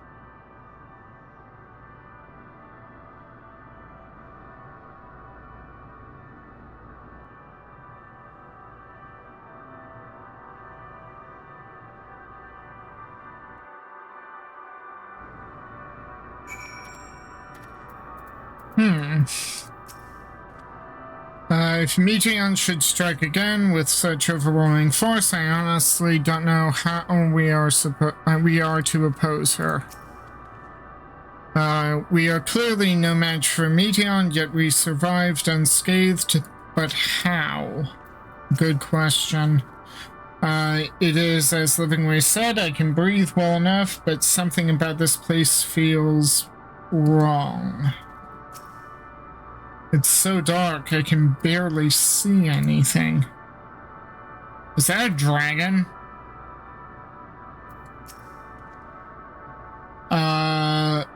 Didst thou witness what became of Thancred? So quickly was I overcome by Meteion's malevolence that I saw naught of their altercation. There is a dizzying, disorienting feeling about this place, as if I could lose my footing at any moment. We must be careful.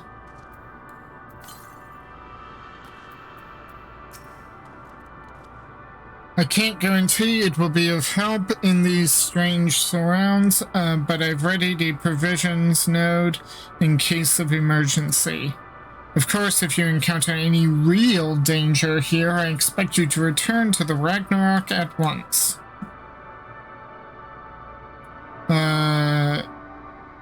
Okay.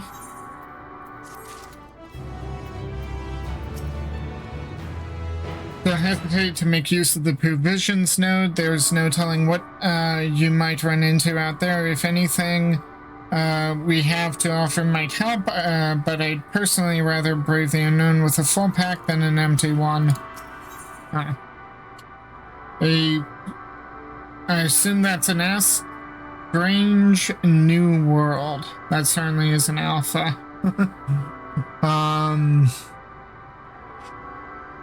Try as he might, Alphino can find no sign of Thancred. We are fortunate this place can support life, albeit barely, I suspect, given the torpid, stale quality of the air. But never mind that, we must find Thancred. Let's begin our search from the prow of the ship. It seems as good a direction as any. Try not to stray too far, lest we lose sight of one another.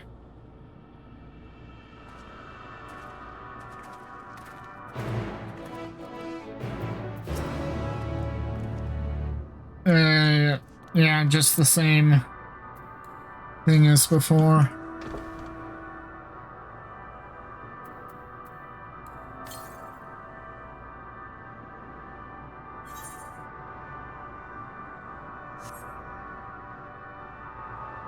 Yep, that's a dragon. Lesser stellar dragon.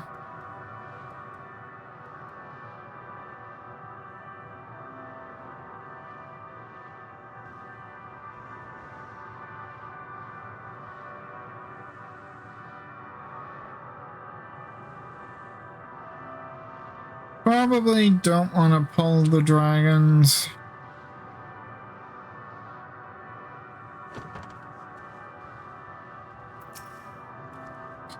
These remains have long since turned to ash, yet they retain their form.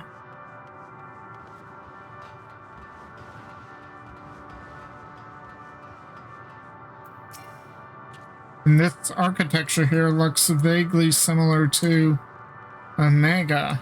Huh. I see no one else in this barren waste. Do you? Then why do we feel like we're not alone? Like there's another presence with us, something dark and mournful.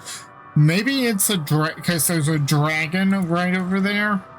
Like, we are surrounded by dragons.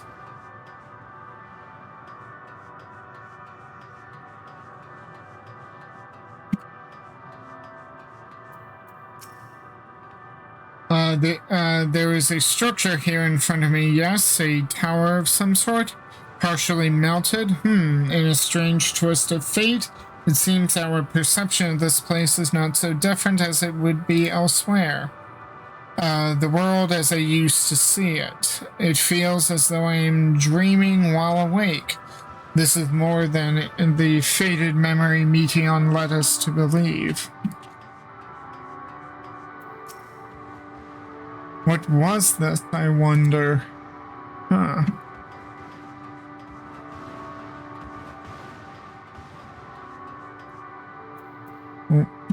More importantly, where is Justinian? He was with us. Ruins, but of what, I wonder? Perhaps we can find something to help us to understand the nature of this place, a relic, an inscription, anything?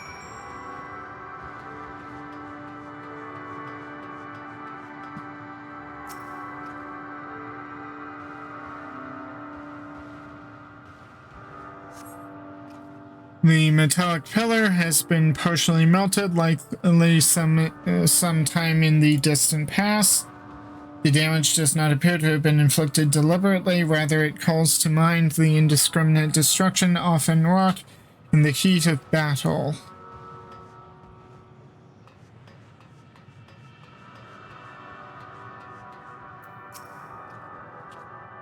Look here, this part is relatively intact. The intricate design of the top suggests it is man-made, though its builders were surely not men as we conceive them.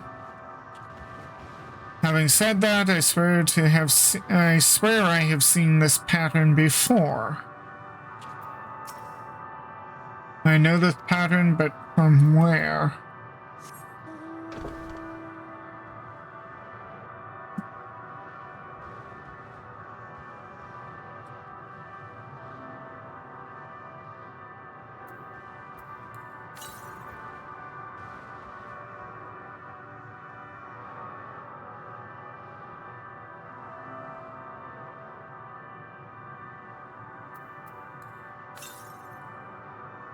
Northeast, so somewhere over there. Presumably. Ah, here's Estinian.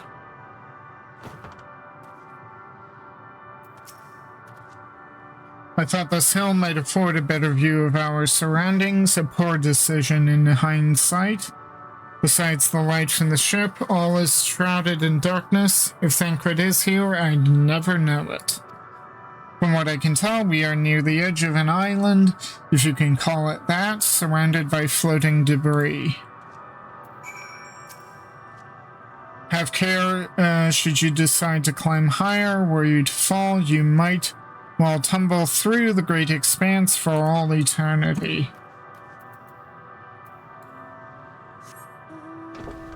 To say, and be mindful of the dragons.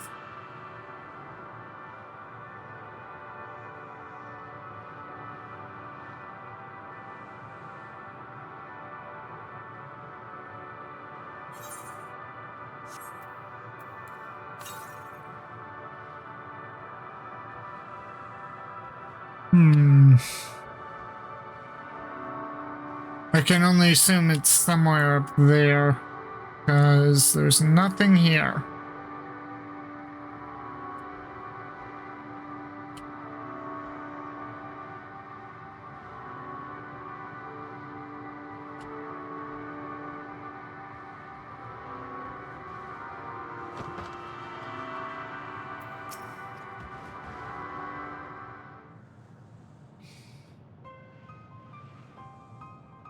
Were you able to find anything? Nope. As I feared, and still no trace of Thancred.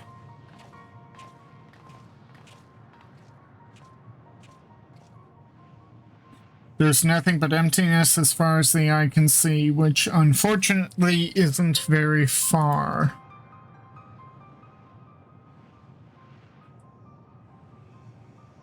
Though I can't help but suspect that someone or something is here.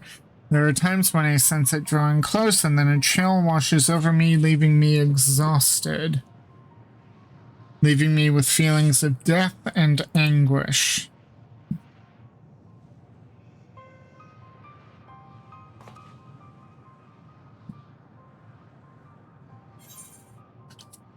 I think I might see something over there. I felt it too when I was near that thing.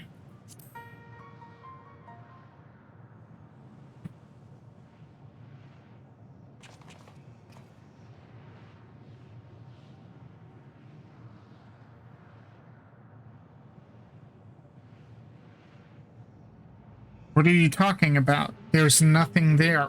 She can't see the dragon?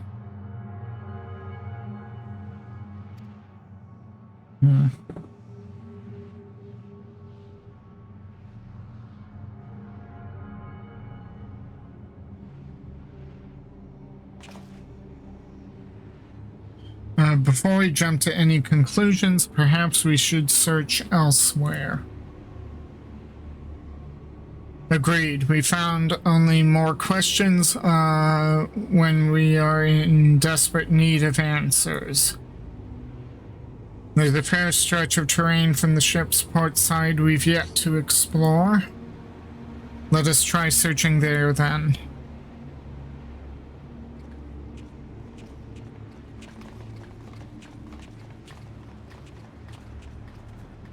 Myrokos, a word before we join the others.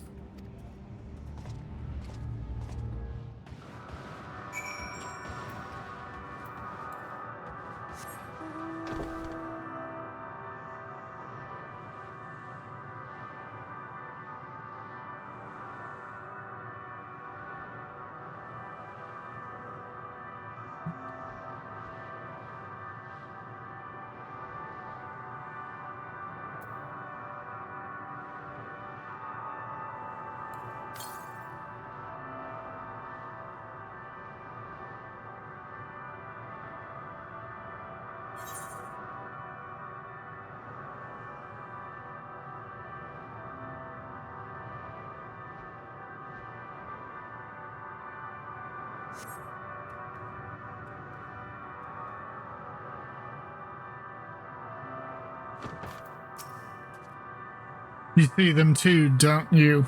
The dragons, yes. As I thought, their presence is tenuous at best, but there is no mistaking it. No doubt your bond with Midgard Zormer and mine with Nidhogg is what allows us to perceive them. Could these apparitions be related to the dragons that now live on Aetheris? Ah, better to leave such conjecture to the others. In any case, we must be careful. We may soon find dragons they can see as well. Death and anguish. What happened to them, I wonder?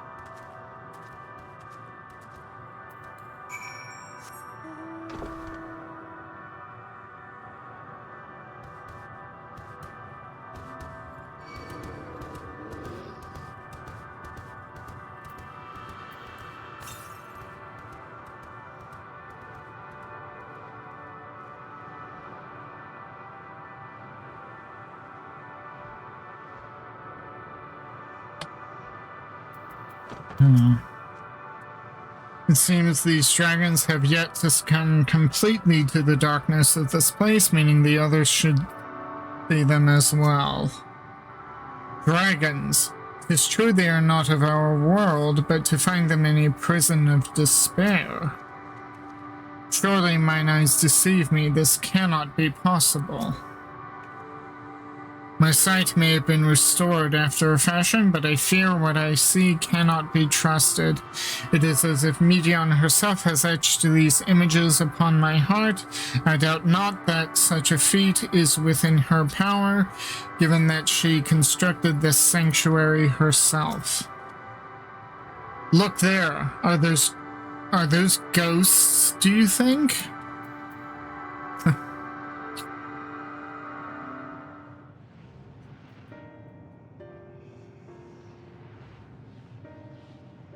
Looks like we have an aetheryte.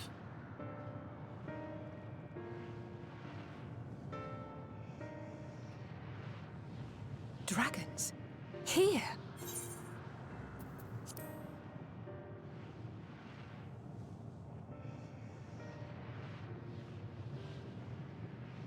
What you see is a memory of a world that once was. A world suffering a slow death, whose denizens cried out for the release of oblivion. What? Their world is dead? It is. Not a single life remains upon that husk floating in the vast emptiness.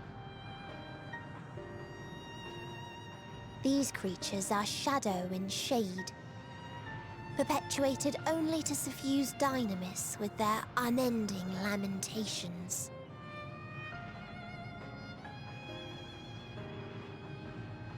Our friend Thancred, where is he? A strange question. He is at your side, is he not? Oh yes. He is here and there, and everywhere within this space. He would tell you himself if he had form to form words.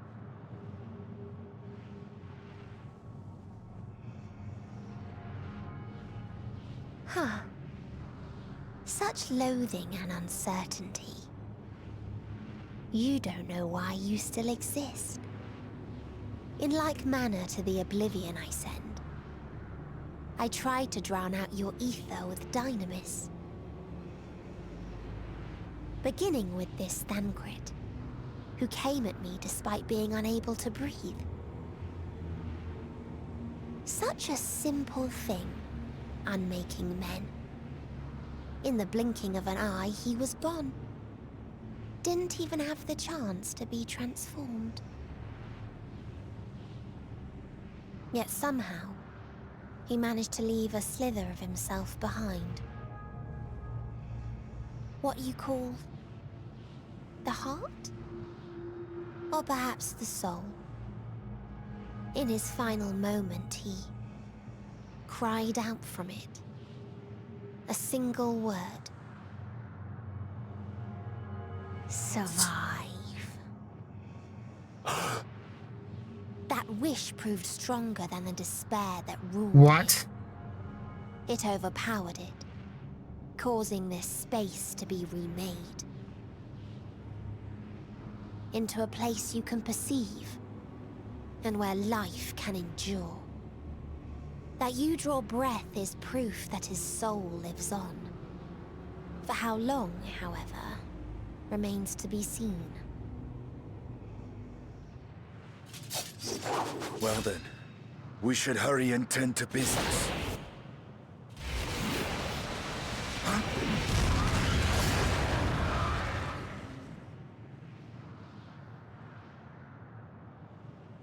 It's futile.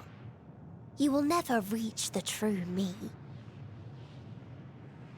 I told you, emotions dictate reality in this space.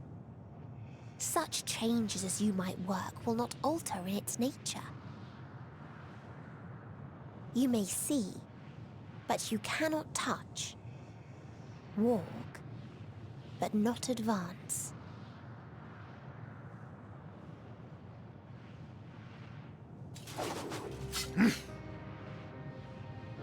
Meteion holds too much sway here. How do we contend with a foe who can unmake us on a whim? Good question. I do not know. But Thancred gave his life that we might come this far. We must press on. Agreed. We cannot turn tail here. Not without something to show for our comrade's sacrifice.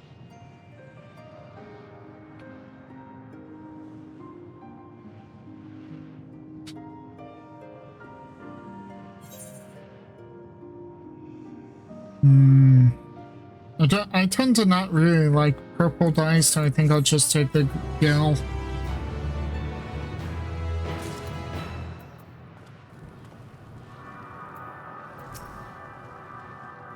He can't really be gone, can he? Meteion himself said his soul persists, that he is the reason we are still breathing. If so, then maybe...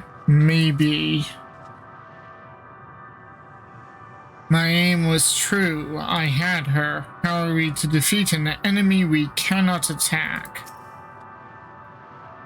It is hard to believe Thancred was able to overcome Meteion's will, yet here we are. Would that the price for his victory had not been so high. His will was strong enough to reshape Ultima Thule that we might survive, that I might see again. His sacrifice was must not be wasted.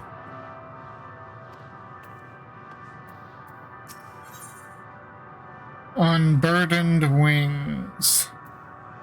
Despite Meteion's words, Urianger cannot accept his comrade is gone. Oh wait, I didn't think to click on Alpha now, I don't think. Soul without body, a form of being with which we are not wholly unfamiliar. Indeed, for we existed in a similar state when residing in the first. The circumstances are rather more dire than that, it is true, but I choose to believe he is not forever lost to us. Regardless, in sacrifice he hath afforded us a chance to prevail. Let us not squander it, and ascertain the nature of this realm, that we might confront and defeat Meteon. Estinian, Myrokos, would you accompany me in speaking with these dragons? Mayhap they can enlighten us. I would ask the rest of you to survey the surrounds. If there is a path that may lead us to our quarry, we must find it. Very well, we can reconvene when everyone has finished. Meteon said these dragons are shadow and shade from a world whose denizens sought oblivion. As such, they are not like to be amenable to company, let alone conversation, so please be careful.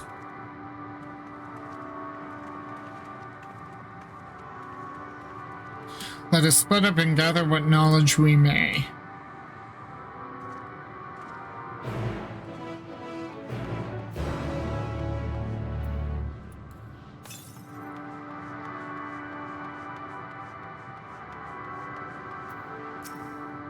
A visitor, not of this star. Could thy slender hands bring plague to our world? Thy breath extinguish life's feeble flame? Oh, how we would adore thee, alas. With time our flesh shall wither, our souls fade, and so we wait for its inexorable march unto oblivion. If thou art not come to hasten our demise, I bid thee leave. We crave not companionship, only silence.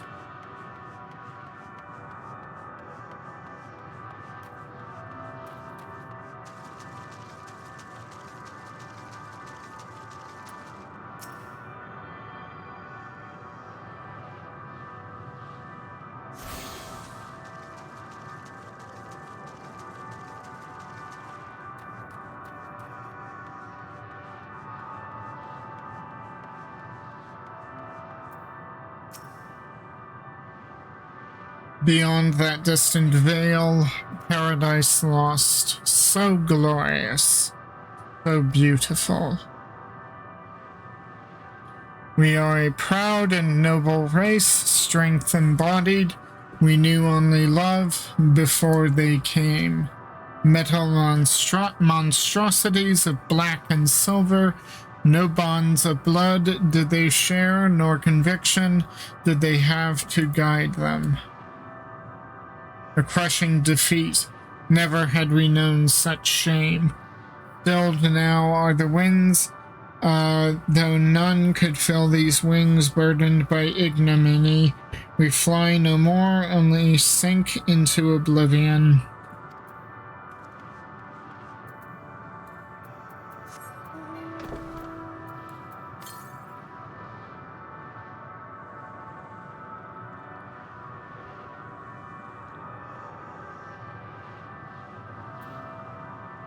Paulale, drink not of this spring, tainted are its waters, and thy dainty farm hath not the capacity. Oh wait, Colorly, isn't that cabbage in Dragon? Let me know in the comments. Like, it's kind of.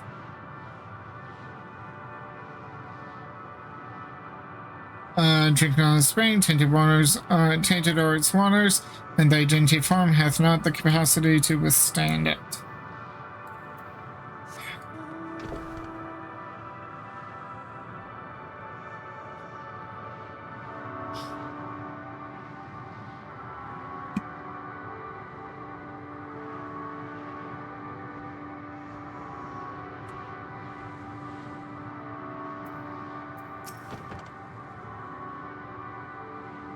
Thou wouldst bid me speak?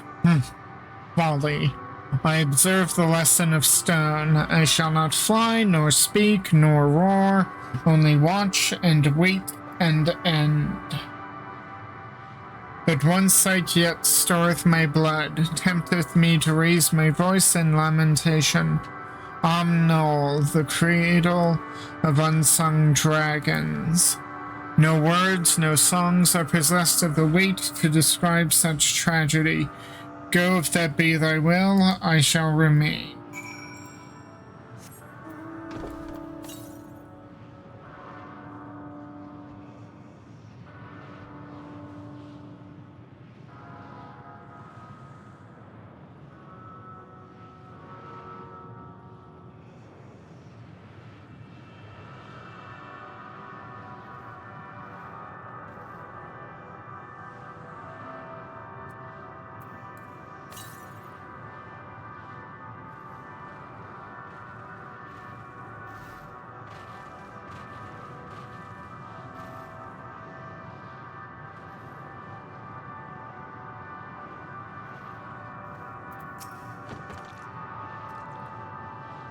They led you here as well, did they? It was described to me as the source of their woes and proof of their end. I think I am beginning to see why. It's a hatching ground, or was. I've seen similar on Aetheris. Midgard's kind must have lived and thrived in a place such as this. Vitra said his father was driven from their ancestral home by war and strife. This, then, is the fate of those who remained. Let's have a look around. Maybe these eggs have more to tell of what happened.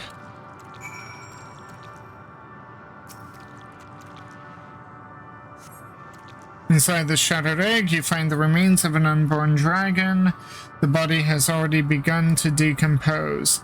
The gelatinous, half-dried membrane covering the corpse suggests it failed to emerge.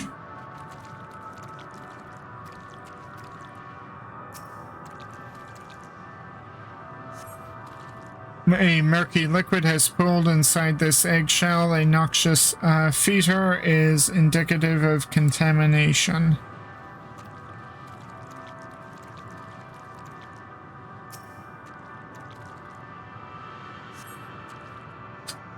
Gingerly lifting a large egg from the viscous mire, you peer inside and see a formless mass soaking in a pool of embryonic fluid. Your stomach turns as you return the egg to its resting place.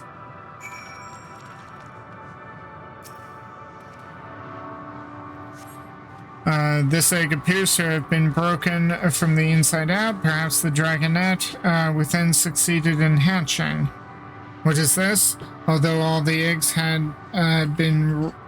I thought all the eggs had been ruined. If the dragonette was indeed hatched, there is no sign of it here, nor its sire, for that matter. We should look for them. You start with the cliff tops. I'll search the plains.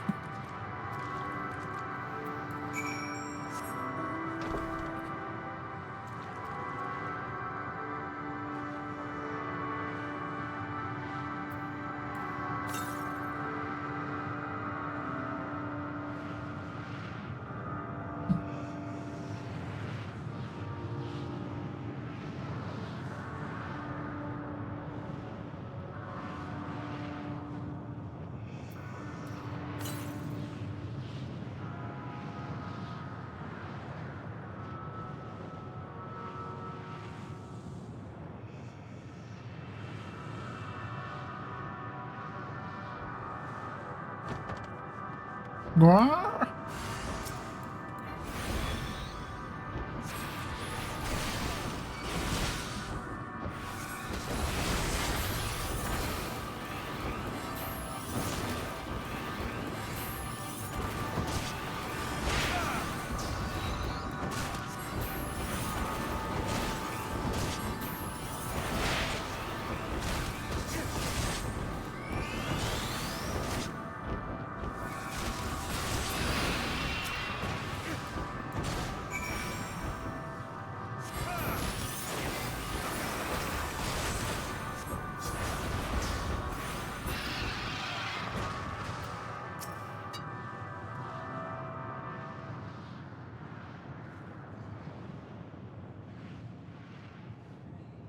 The boisterous howling hath been quieted.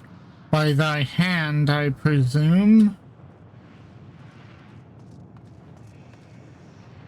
Everything all right? I thought I heard a dragon or something resembling one.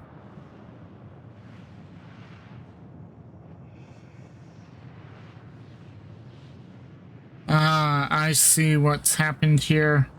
Was that your child?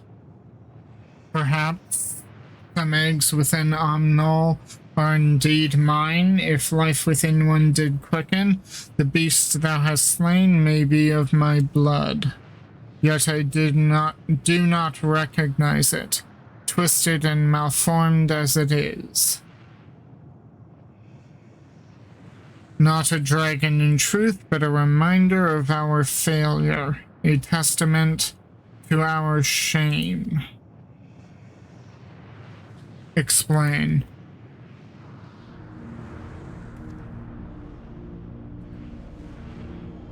They descended from the heavens, cold, heartless machines, and with them rode war and death. With fire and fury, rage and rancor, we gave answer. 'Twas a long and bloody battle, but only the beginning. Untold chaos and destruction swept over the star. In the end, the invaders were victorious. Yet when they looked upon their prize, they deemed it unfit for requisition. We were abandoned to our ruin. The survivors sought to put away their shame, to rebuild a futile effort. In purest soil, replete with ether, did we cultivate our nesting grounds, but our lands were barren, and any eggs nurtured in such desolation were fated to rot. What few survived to hatch emerge as abominations. We shall have no new progeny. But there are dragons among you capable of journeying to other stars. That there are. Many would make the attempt, each bearing a clutch of eggs. The richest stars were home to the harshest rulers, and the arrival of dragons incited contests for supremacy. When the fires faded, the wars lost and won, they too were reduced to ash and waste. 'Tis the curse of those who seek life, to be drawn into conflict, to conquer or be conquered. A vicious cycle we now choose to break. We tire of conflict, of everything. We wait now in sweet, merciful silence, free from strife and suffering, still as stone. Wait, you claim your kind is doomed, but there is another star.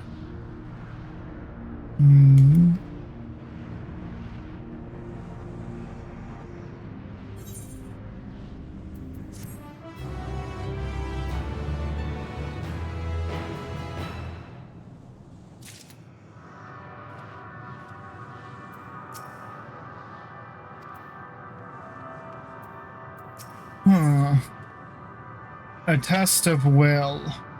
The bereaved dragon has fallen silent, leaving Estinian to sigh with frustration. They want only to brood in silence, to be left alone with their grief until time itself comes to an end. The sole reward for senseless bloodshed, a pain I understand, and wish that I did not. What fools we were. But now is not the time for such thoughts. The others will want to hear what we've learned. Come.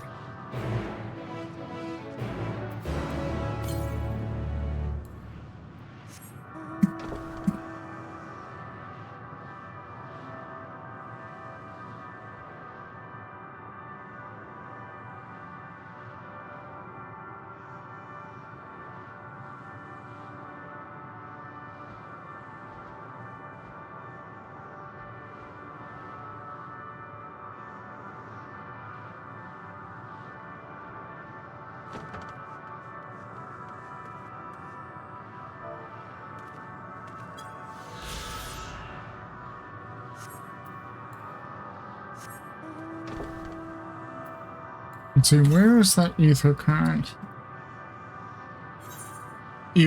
Oh, so the ether current's up here? There's no ether current down here. Huh. Okay.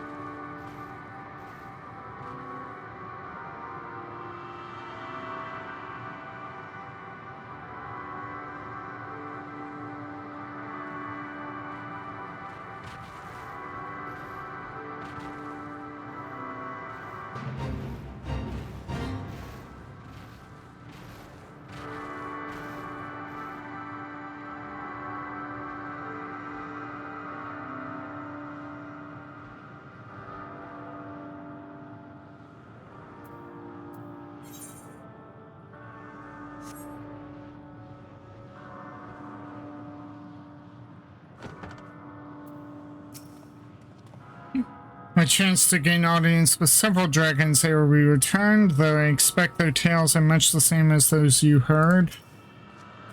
With luck, they'll have learned something to help us devise a plan of action.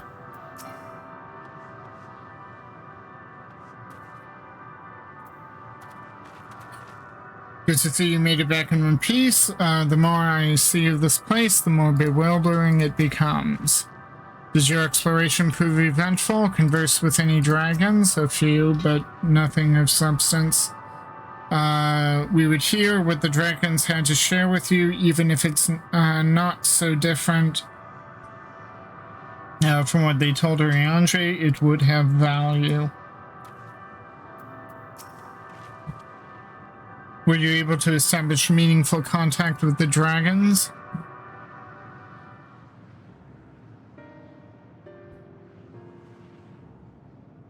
I see. They wish to escape what they perceive to be a cycle of conflict. Thank you, Myrokos, Istinian. As for our part, I believe we are more acutely aware of our confines than before. We started by traversing the perimeter of the island to see if there might be a path leading off it. Sadly, there was nothing to be found. There is no small amount of debris floating around. Could there be enough to serve as a bridge to lead us elsewhere? I considered that, and so I tried throwing a stone onto a potential platform to judge its integrity. But it never reached its mark as it crossed an invisible threshold just beyond the boundaries of this island. It vanished, only to reappear above me and fall at my feet. I would not be so quick to presume that what we see outside this space is as it appears.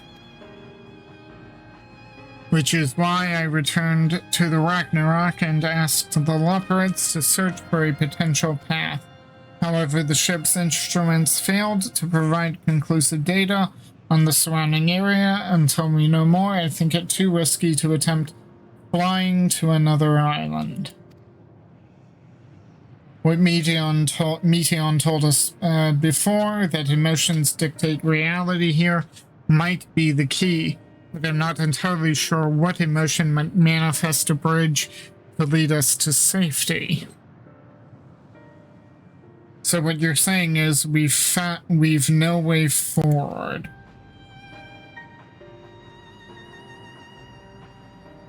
At present, if it is indeed emotion that governs this island, perhaps it is not Meteons, but the dragons that holds us here. They tire of conflict and have chosen a path of oblivion to escape it. Or rather, they have chosen no path at all, meaning there is no way for the dragons or anyone here on this island to advance.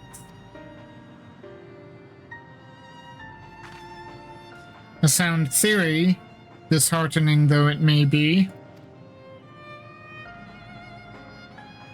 If that is the case, what recourse do we have? They are not like to be persuaded to help us. Their reasoning is built on a history of turmoil and strife without irrefutable proof. The future is not as bleak as they believe it to be. Mayhap persuasion is not the answer. Meteon meant to unmake us then and there on the Ragnarok, and she would have succeeded if not for Thancred's determination. She conceded it was strong enough to overpower the despair that otherwise rules Ultima Thule and reshape it to a degree. Perhaps it can be done again in like manner by overpowering the prevailing emotions.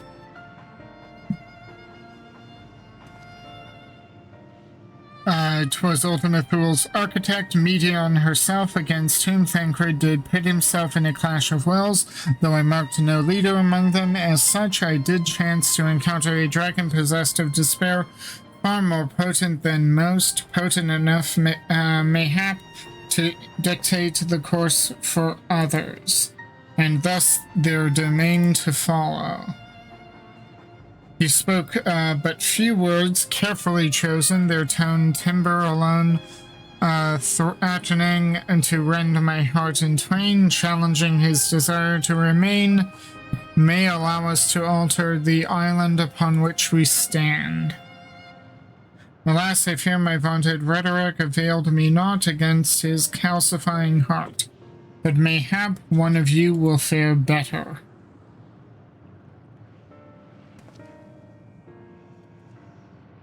Then I shall guide thee. Aland, they call him, in the dragon tongue. Thou wilt find him nearby, eyes fixed upon the water. Well, what have we to lose? Let's get going.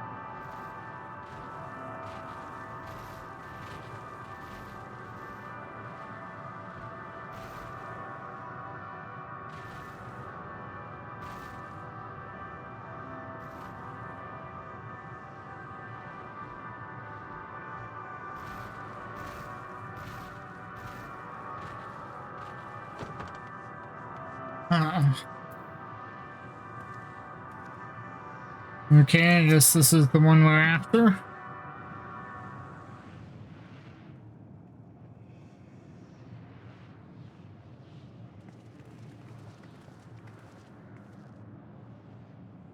He remaineth as he was when I first approached, entombed in melancholy.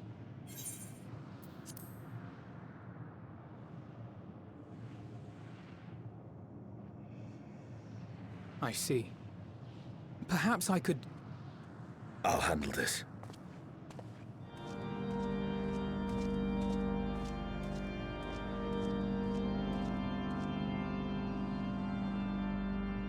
So, waiting to die like all the others, are you?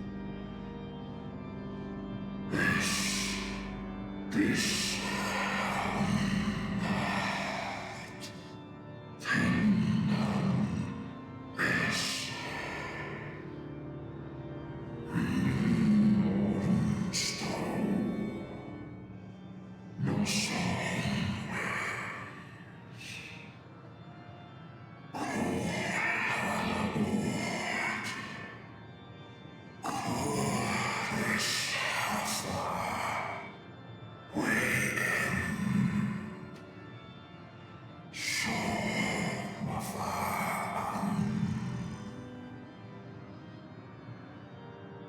So you say. Yet your kind has found a new beginning on our star. One of you braved the Expanse, bearing with him a clutch of eggs. They and their children now rule our skies, their song heard by all.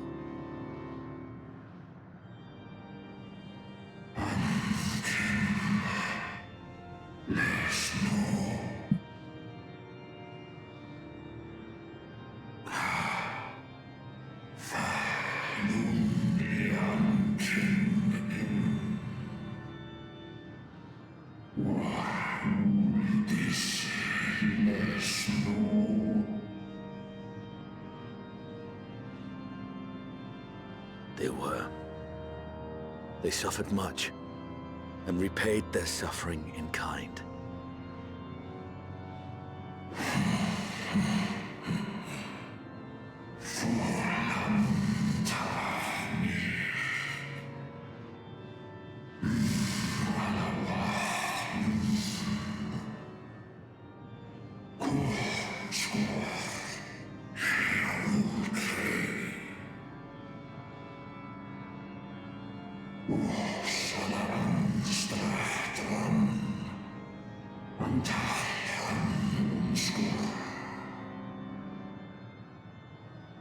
Had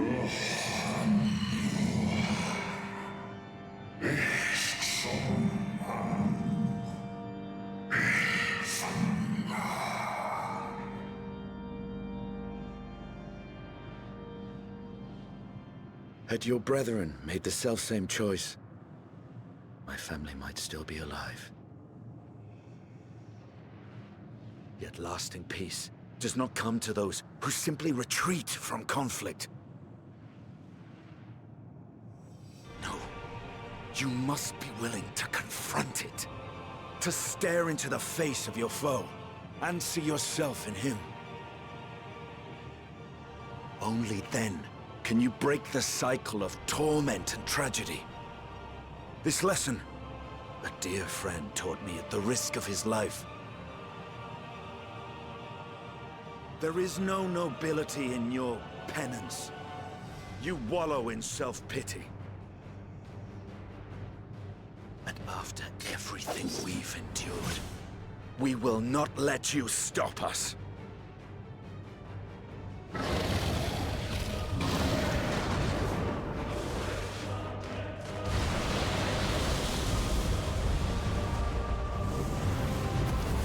Estinian! Stay back!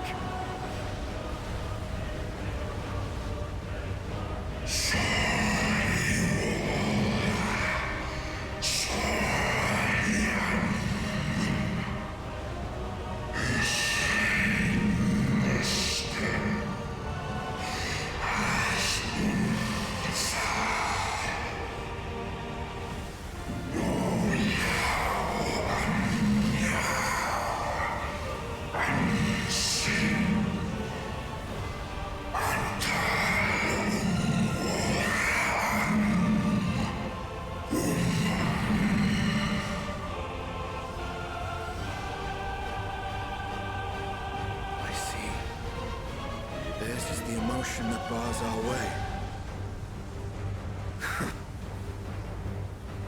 The rest is up to you.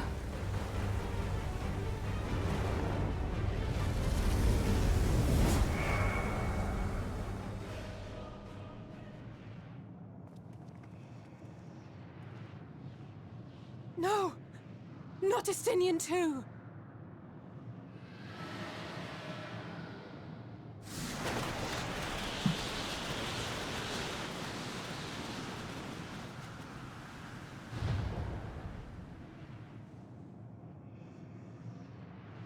There's a wind.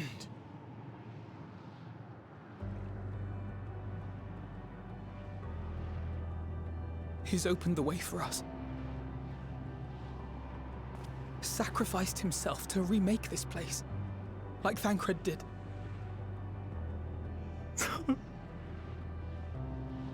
Oh, Alphino.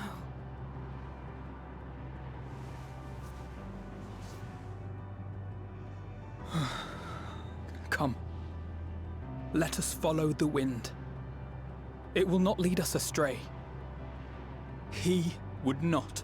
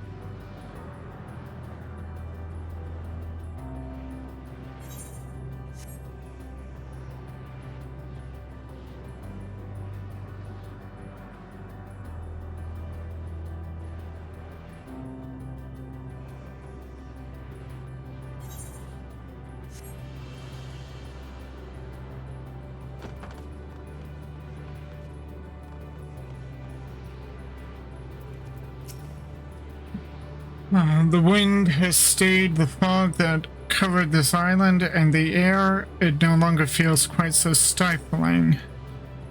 As by the beating of mighty wings does wind blow, where dragons may ne'er again touch the sky, he and the shade he bore shall soar free. If I had known this place would claim Estinian too, No, it's what had to be done. Must this always be the price paid for safe passage? Ooh, that's a good question. Look there, the wind.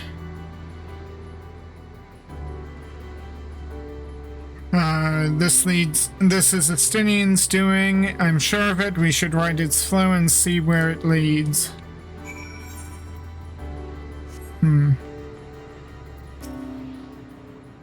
Forgive me, Myrokos, but could you go on ahead? I need a moment to gather my thoughts.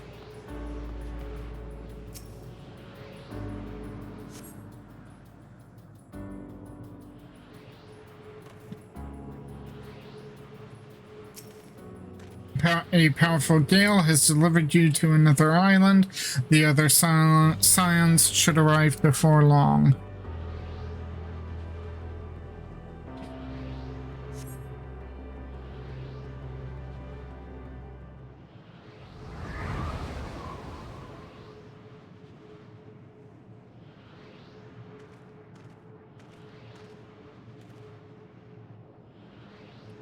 He did it. He found a way forward for us.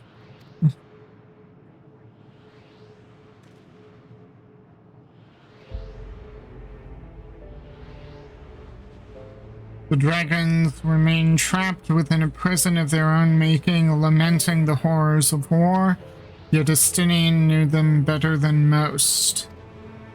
He was a man of honor and a dear friend, willing to fight to the very end for what he believed was right. And he's still fighting Alphino, just like Thancred. Their sacrifices are why we can survive here, why we still have a chance to stop her. Even in spirit, they're unwilling to give in to despair, and we mustn't either. Alize is right, we must press on for their sake.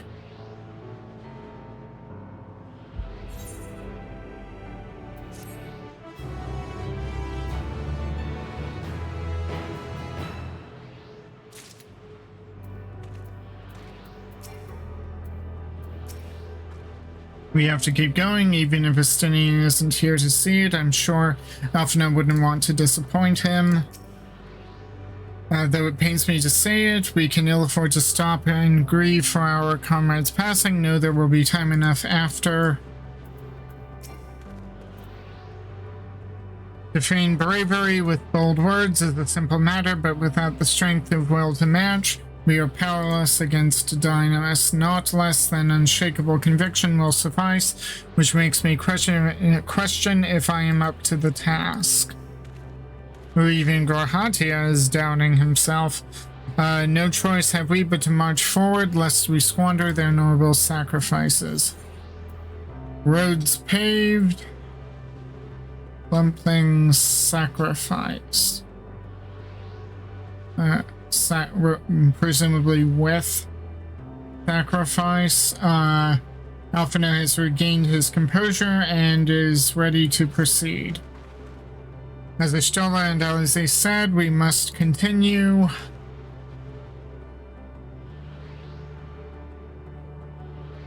Note the change in our surrounds. Perhaps this is the memory of an altogether different world. It would be prudent to learn more of it then. Tread carefully lest we lose our footing in this sand.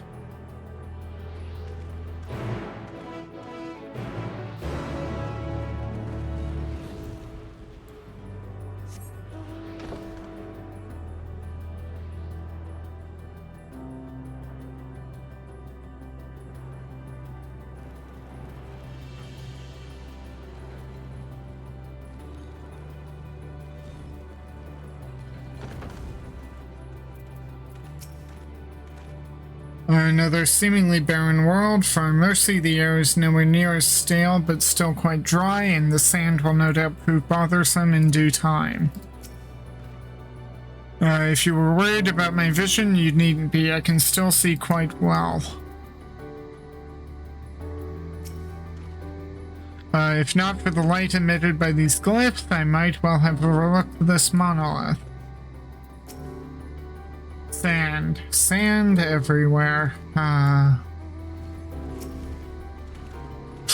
Were it not for the violet crystal embedded in its surface, it would appear as ordinary stone.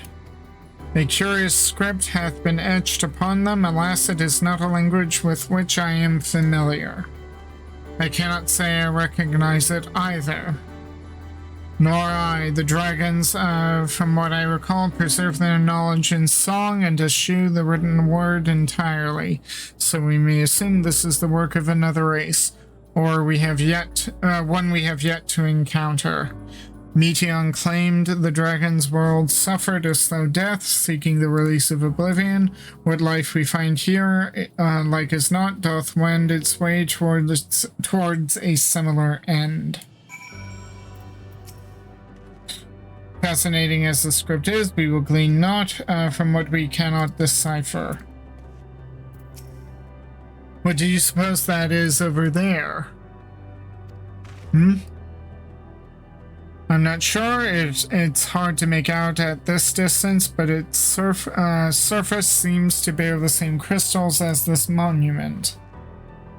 Meaning there's a chance we might find whoever built them both. We should go and have a look. Come on.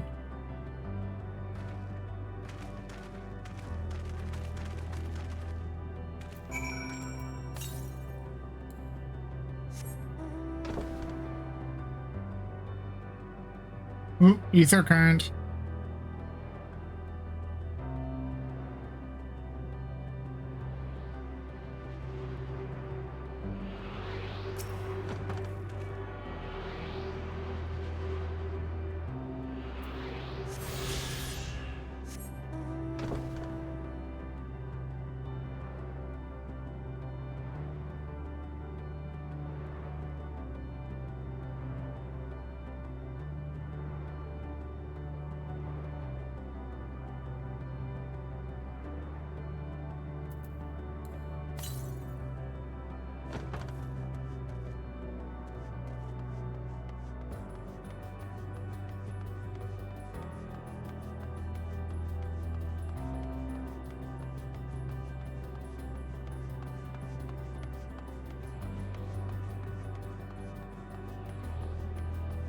Oh, I hear another ether current.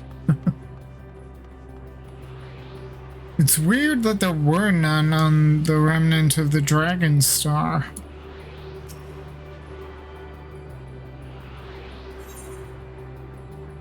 Now, granted, I haven't uncovered everything, every part of that.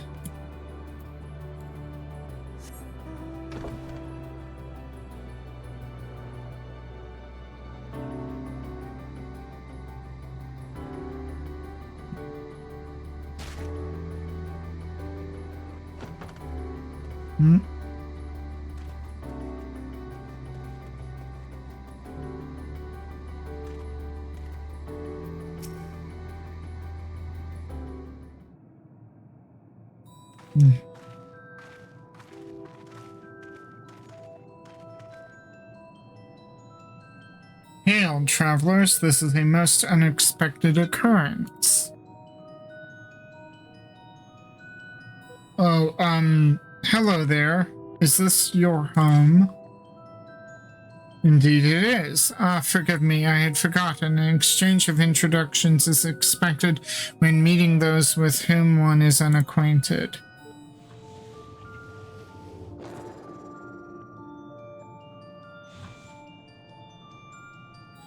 When the vibration of vocal folds was still required to convey our thoughts and intention, Ea, I believe, was the pronunciation used when referring to our people. Though it is not entirely applicable given our present state, you are welcome to use this appellation. As for nomenclature to address my individual person, I believe it would be pronounced Kafkud. I hope I pronounced that right. Yes, Kafkud of the air. We have encountered beings that communicate intermittently through thought, but never one that is wholly without voice. I presume we are having this conversation via the medium of ether, or dynamis, as this space is suffused with vast quantities of it. Fascinating in either case. I gather your response to my presence is positive, then? That is well, for there is something I wish to ask of you. Like yourselves, we Aea are ether-based life forms. Therefore, it may be surmised that our bodies are of comparable biological composition to those we once possessed. I have a number of queries regarding your subjective perception of the 5 senses: sight, sound, taste, touch, and smell. In total, I prepared 180,712,180,827. That's rather a lot, isn't it? Ah, my apologies. I have omitted a great many details necessary to understand the nature of my request. Though we dispensed with our corporeal vessels long ago, we have rediscovered a need for the flesh and have endeavored to recreate our erstwhile forms. However, all pertinent records have been lost due to the passage of time. Take, for example, the nervous system. It is well within our power to recreate, but we have no frame of reference for sensations once experienced by our people, which may compromise our ability to interact with our physical environment. And the reason you need to regain corporeal forms? Well, I think he just said that he wants to understand what it's like to feel with those senses so they can create a form to kill themselves with, I think, from what he just said. Why to bring an end to our existence, of course.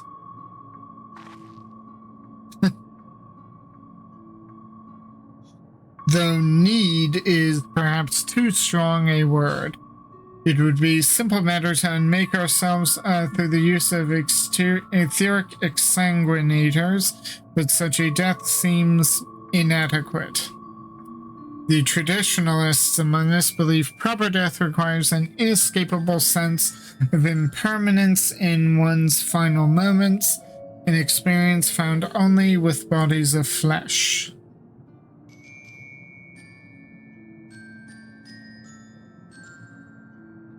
We should very much like to hear more of your plans. In exchange, we will answer any questions you have to the best of our ability. Such an exchange of information would indeed prove useful. Very well, to ensure efficacious exchange, I hereby invite you to our home. Yes, the abode of the Aea, where we traditionalists prepare for our demise. I presume your consent to answer questions is indicative of a tacit approval of our plans, in which case your cooperation is greatly appreciated. I must caution you, however, to be mindful of the Aea wandering the desert. Their desire for bodies of flesh could be described as overzealous. Now, if you would follow me. This is going rather smoothly, not that I am complaining, mind. Even so, we mustn't forget their aim is oblivion, much like the dragons. Though I fail to see why a civilization so seemingly advanced would choose to unmake all they have created. At any rate, we will find no answers dallying here. Let us be on our way.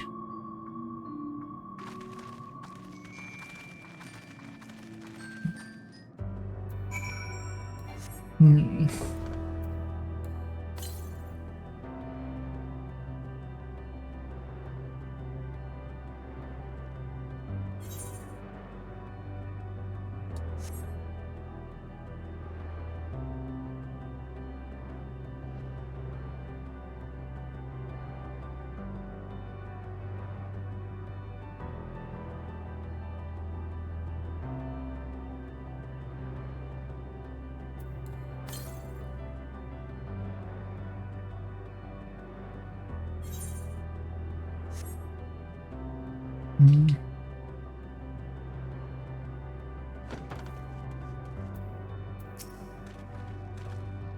They said there would be others, but I don't know what I was expecting.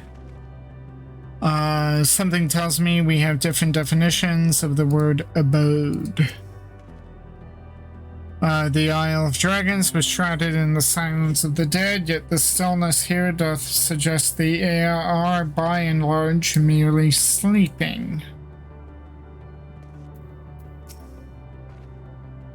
I should not be surprised. Their concept of a village is so different from ours, and yet...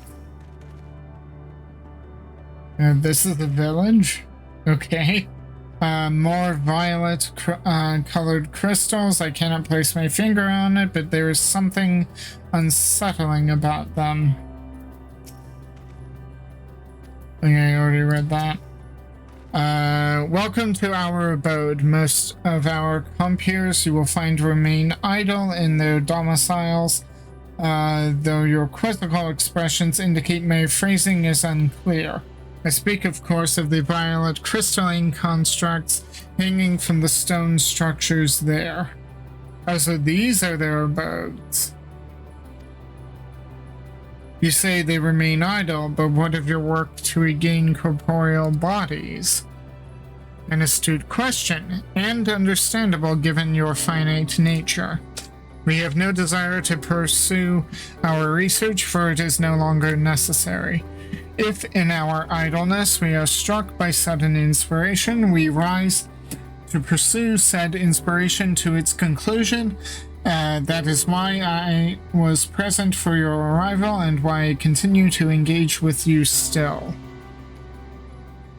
But while the others are currently not in a motile state, rest assured they will not object were you to disturb their respite.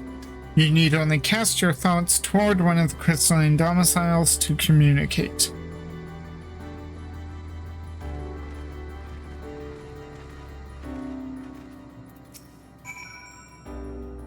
Even should they elect not to emerge, you need but cast your thoughts to the crystals to communicate with the air within.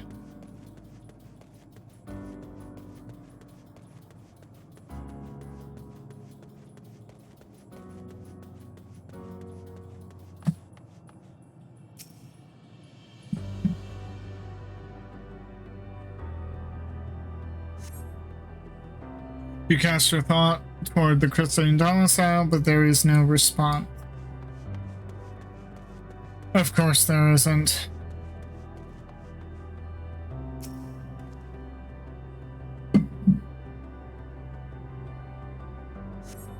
You wish to speak? Very well. Pray a moment, if you would. Ooh, etherite.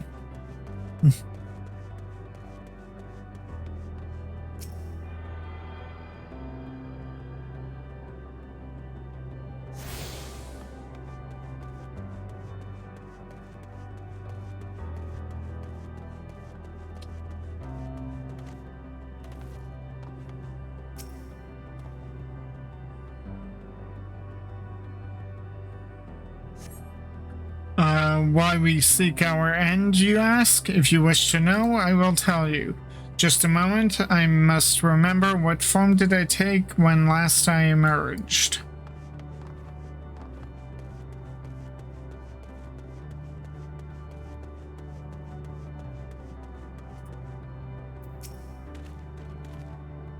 If I heard correctly, the air within this crystal says it will emerge from within shortly. Do you suppose they all appear as Kafka does? Perhaps.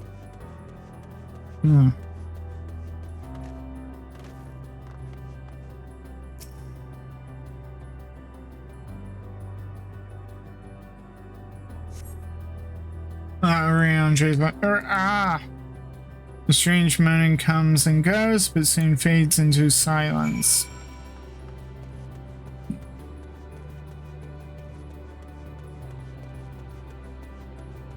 Yep, I thought this was Oriange.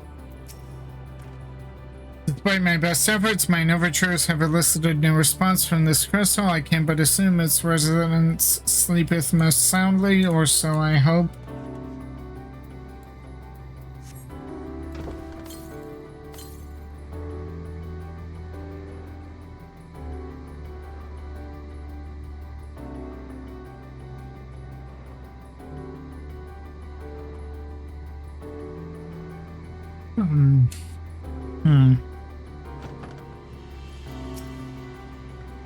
I've tried reaching out to whatever is inside the crystal, but all I hear is sporadic moaning.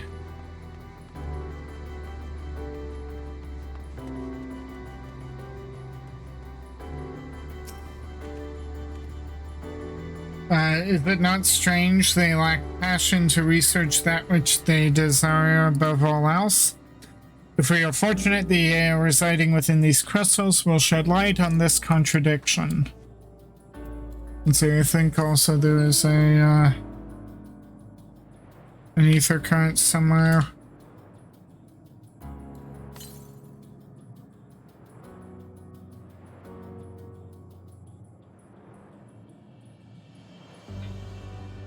Oh, yep.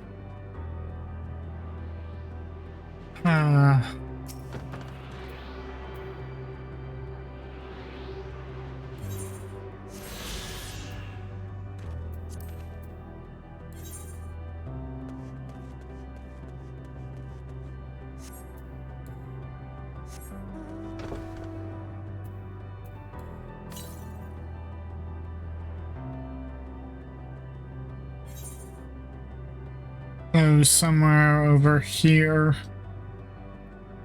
Then...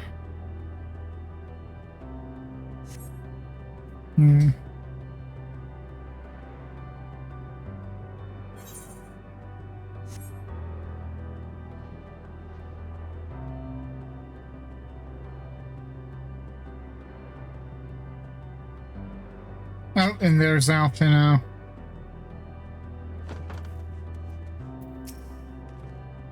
I suppose there is a logic to creatures comprised of spiritual energy utilizing crystals as living spaces, but it is nevertheless surprising to see.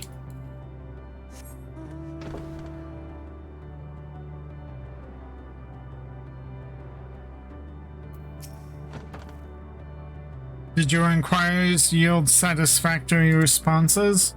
Only partially. I see. If they failed to answer, then it is likely their minds have unraveled due to prolonged idleness. They are not but concentrated ether now. Worry not, there are no others who have need of those lodgings, and they will not prove a hindrance to remain as they are. But more importantly, you said some few did answer your request for an audience. Yes, I imagine they will be with us ere long. Flesh, abandoned.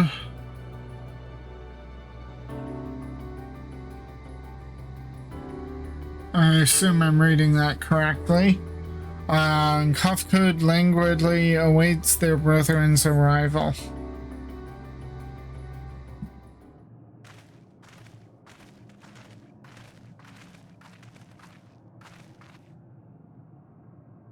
I had no luck, but everyone else fared well enough. Quite a few Aya have awakened. Ah, there they are.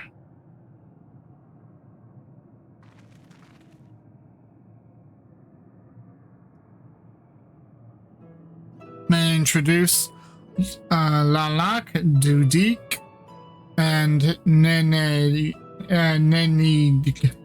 Yeah.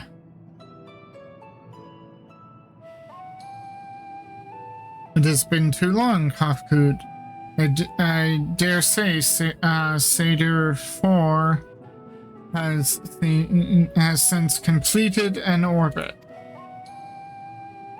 Indeed, until the travelers brought it to my attention, I hadn't noticed how unraveled some had become. Travelers? Of course. The ones who wish to know why we seek to regain corporeal forms. The truth of the matter is plain to see as the neighboring systems, but my single account would fail to satisfy the requirement for scientific objectivity. Thus did I bid them awaken you. Am I the only one who struggles to tell who is speaking? Nay, thou art not.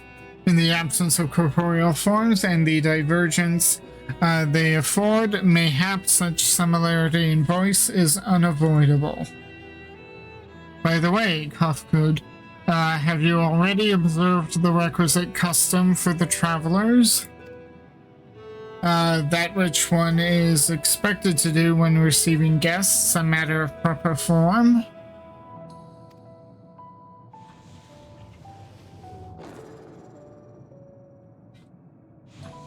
Ah, yes, so long has it been.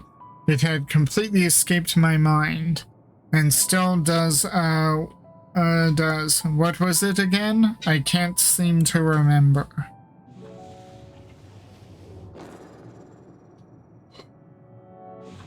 Neither do I. Pity, I was hoping you would. Perhaps we can search the archives for the answer.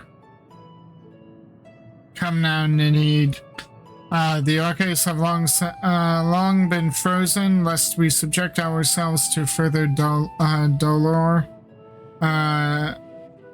Surely you recall that much. Of course. Food. The custom is to serve food. Being a flesh, such as they must regularly replenish their ether. By contributing to their replenishment, we communicate our friendly intention. That's right. We duly invite you to join us in communal repast, after which we may engage in leisurely conversation. If we have a chance to learn something, then I see no reason to decline. Excellent. If you would care to follow, we shall feast you on the purest ether.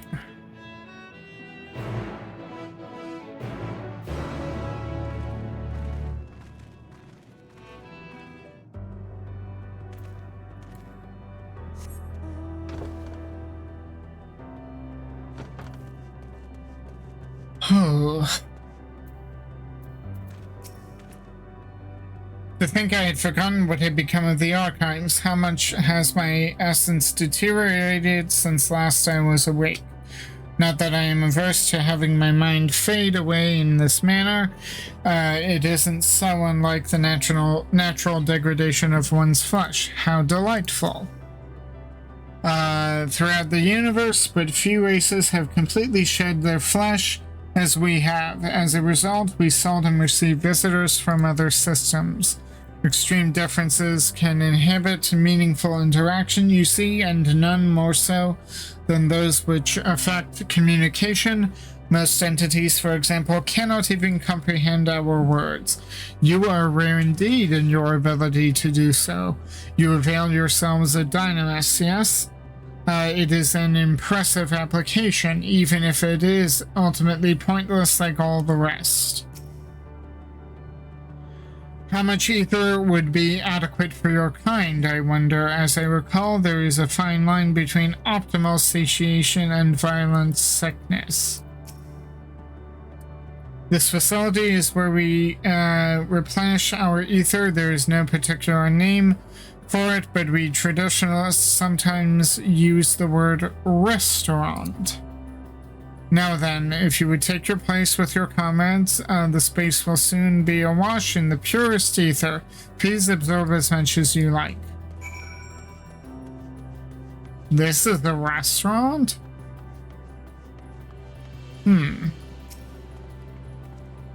If it is as I suspect, then this so-called feast... Actually, let us see it for ourselves. Fear not, we are not like to come to harm.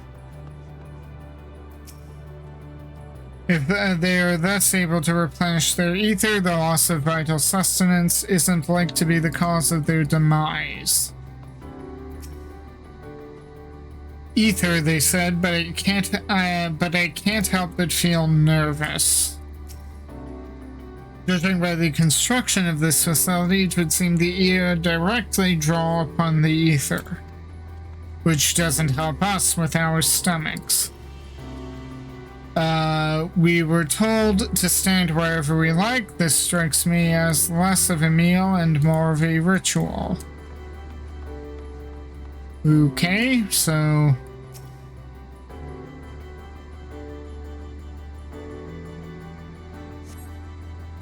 You brace yourself for a rush of sweet, sweet ether, but nothing seems to happen.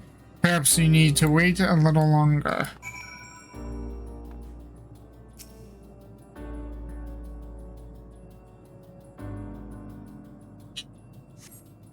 You brace yourself again, but again, nothing seems to happen. Just as I had suspected, as meticulously as one might recreate the air's homeworld, this is ultimate fool. One cannot simply generate ether here. As recreations, our friends are oblivious to this fact, to the very truth of their existence, much like the phantoms of the recreated Amarot. However, appearances may seem... we must ever be mindful that this is the memories of the dead with whom we deal. Oops.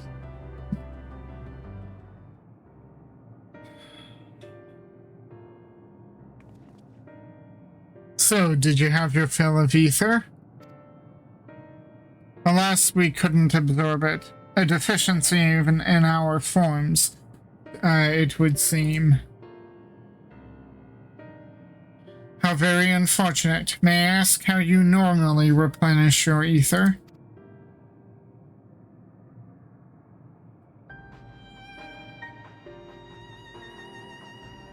Through your mouths, you say? How very primitive and quaint. To think that their mouths serve not only to expel sound, but draw in sustenance besides. Such life forms have long since vanished from our systems.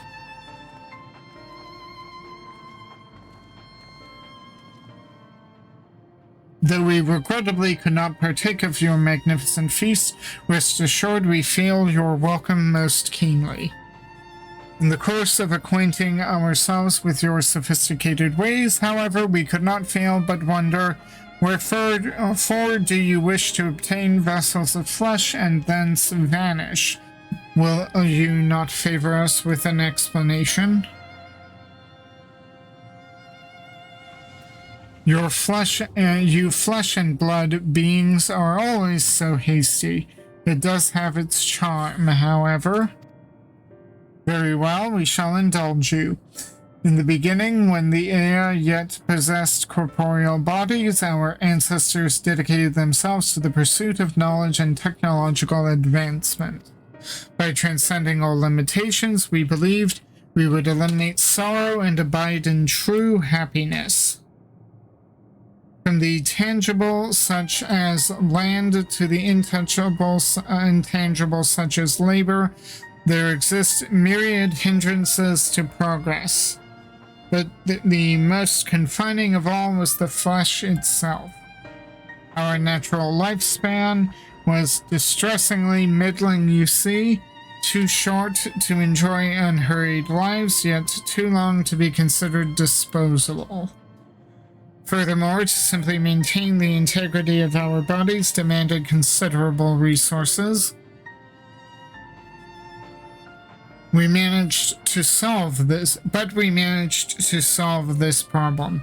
After long years, we discovered how to become non-corporeal entities with everlasting lives, untroubled by the failures of the flesh. Thus changed, we had more time and freedom to continue our scientific pursuit. We went on to make ever greater strides in our quest to transcend all limitations until we finally decided to challenge the last of them all, the limit of knowledge. That is to say, deciphering the laws of creation. We sought to discover how the universe came into being and explain all extant phenomena, and thence predict the future. If we could but achieve this, we believed that we would be free from uncertainty and anxiety. And did you find the answers you sought?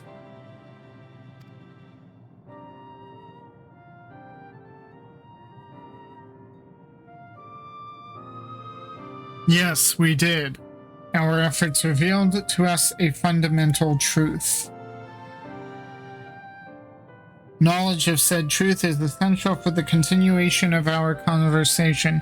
If you would learn more, we will share it with you. No, we mustn't. Primitive as they are, it would be unspeakably cruel to deprive them of their ignorance. They are possessed of corporeal forms, their lives readily ended. As those who have gone before, is it not our duty to warn them? What thinkest thou?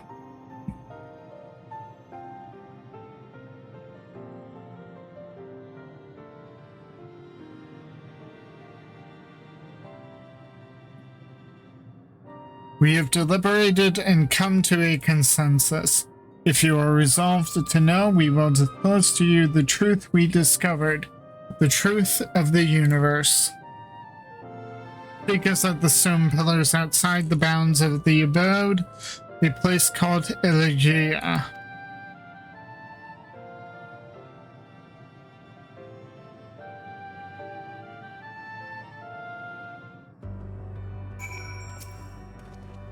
Like her master, Ishtala seeketh the truth of creation. How will the truth of the air, who uncovered all only to desire the end, fall upon her ears?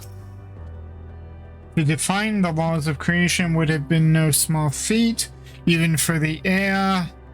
Nay, having eternal life and thence no sense of haste would only have made it harder. Such tremendous drive for knowledge they once must have had, and I struggle to reconcile it with the listless beings before us.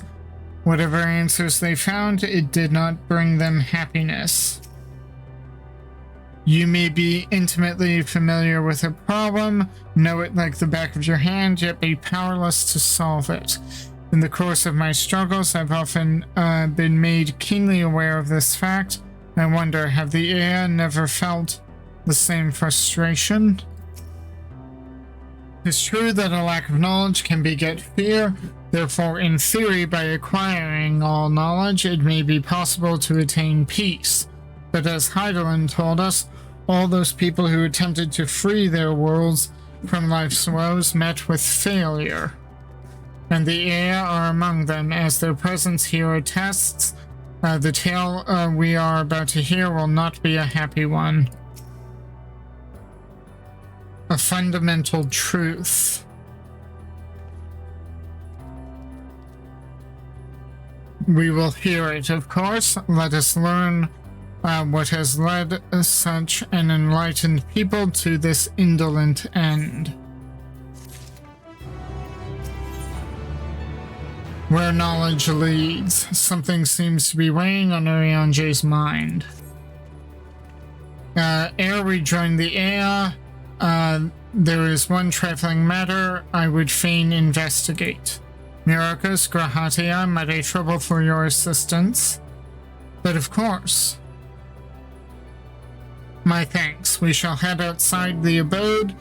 If you would kindly follow me. I know what mischief you're not. I know not what mischief you are plotting, Oriange, but I trust you have our best interests at heart. The rest of us shall go on ahead to Elegia. Lest you worry, we won't start without you.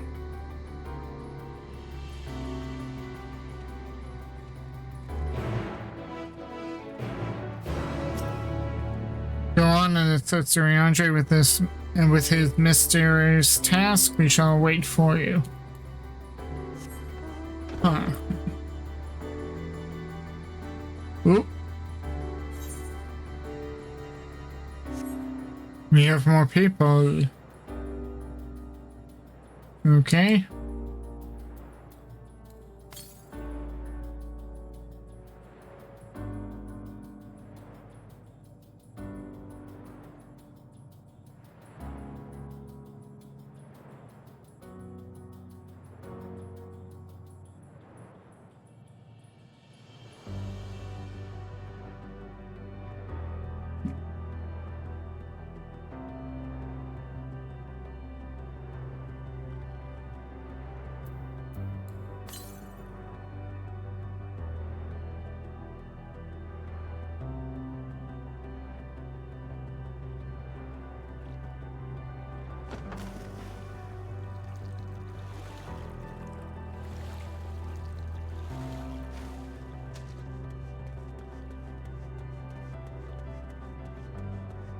Yep, there it is.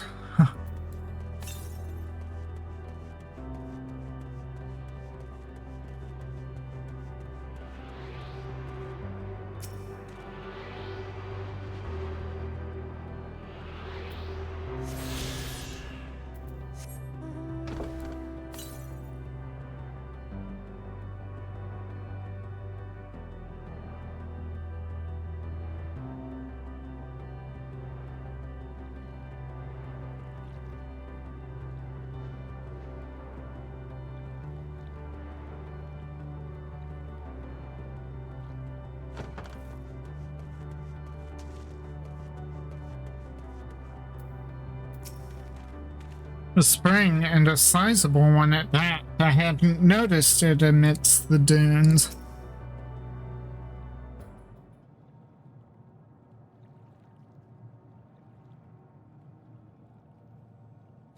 Aye, this place shall serve. It is the spring that you is it the spring that you wished to investigate?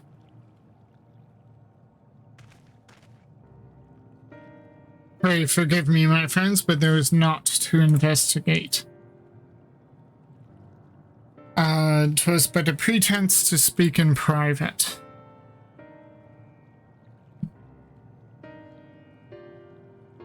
You have our undivided attention.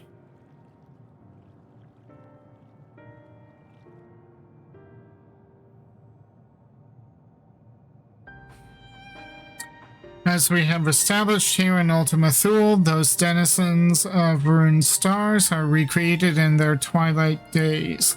Yet one question doth arise in my mind. So faithfully formed are these simulacra. They believe themselves yet amongst the living. How dost thou suppose this is possible?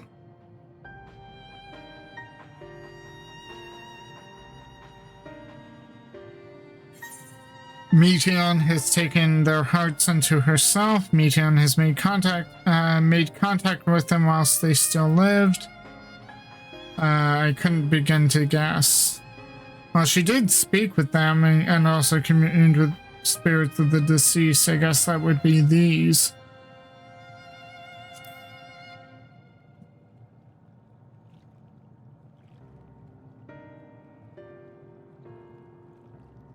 I'm inclined to agree.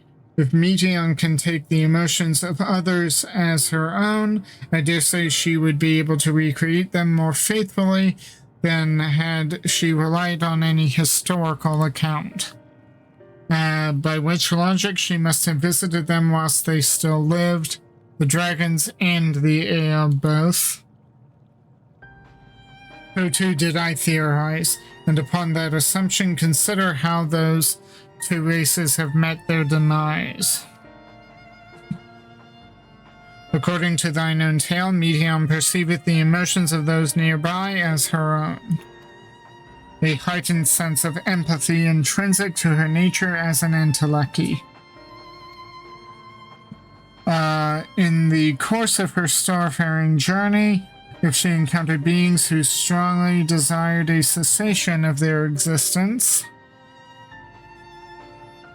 she would be powerless before that desire. Even as she possesseth the power to grant it, the power of Dynamis. 'Tis my supposition that, overwhelmed by their longing for death, Meteon did unleash Dynamis and usher the dragons and the Ea unto their doom.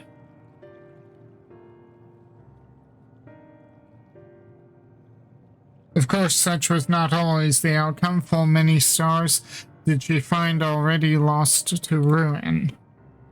In order to create a terminus, however, the fervent desire for the end is essential. Therefore, should you struggle to find the way forward, pray ask yourselves this. In the place where you stand, whose is the soul that yearneth most desperately for oblivion?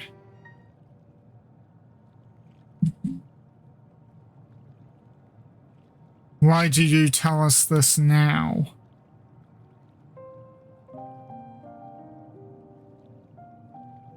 Ne'er again would I betray your trust.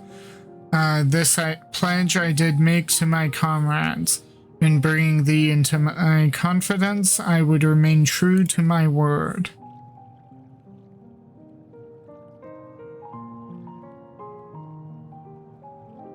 As for thee, let us consider it my fitting reward for the secrets I harbored for the Exarch.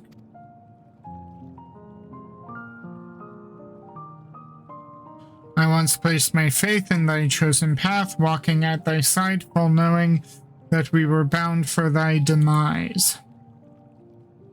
I ask now that thou returnest the favor and abide in faith as I fulfill mine own destiny.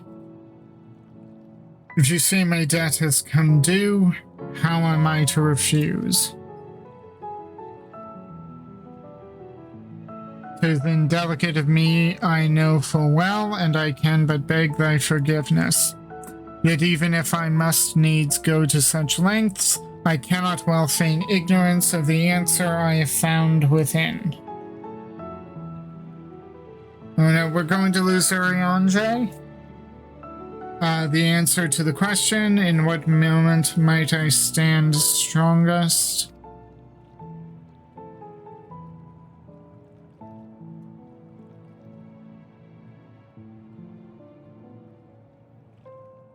After all that we have been through, I will say only this. Do what you must and see your conviction through. I shall, my friend, I shall. Without further ado then, let us go to join our comrades.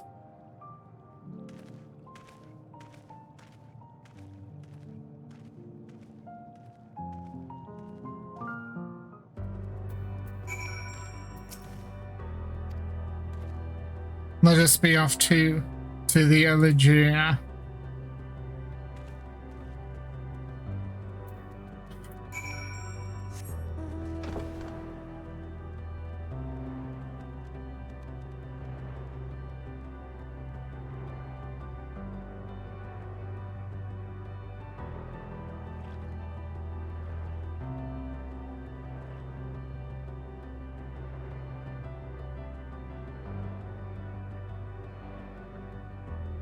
Why do I have a feeling we're going to lose Urianger?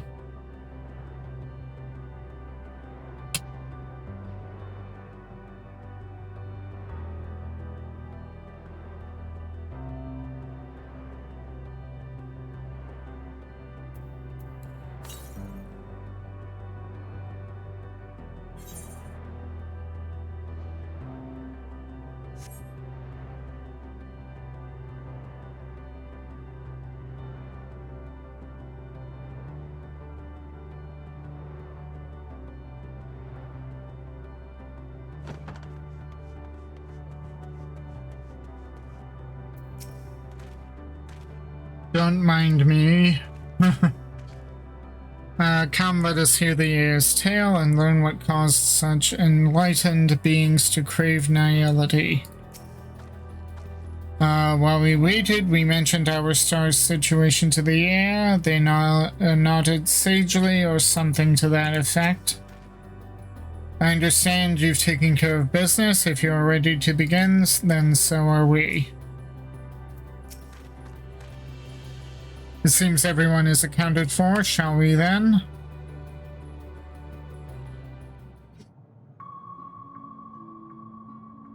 Please continue. Tell us about this truth you discovered.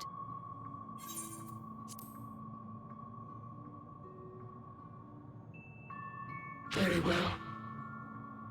Bear in mind, however, that the purpose of this conversation is not to impart scholarly knowledge, for such requires that you comprehend the subject matter, which you will not. We will forego the intricacies of our scientific methodology and deal only with the conclusion, the end of our society and our world. We acknowledge, with regret, that your star is in the midst of the same panic-induced cataclysm that befell Deneb 3. As such, in order to avoid causing undue distress, we will refrain from explicitly stating how much time you have remaining. You are entirely too kind. I pray you recount your tale as you see fit.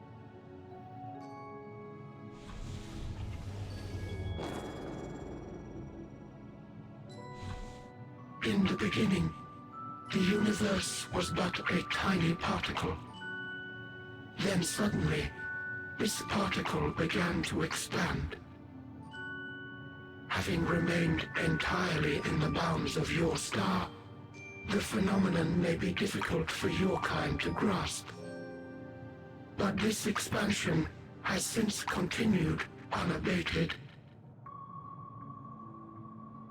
Speculating that the universe could not grow indefinitely, we sought to learn what might occur, and made a worrying discovery. The stars will continue to spread apart, as will their finite thermal energies. Eventually, all heavenly bodies will grow cold and freeze. No new stars will be born, and the universe will enter into an eternal ice age.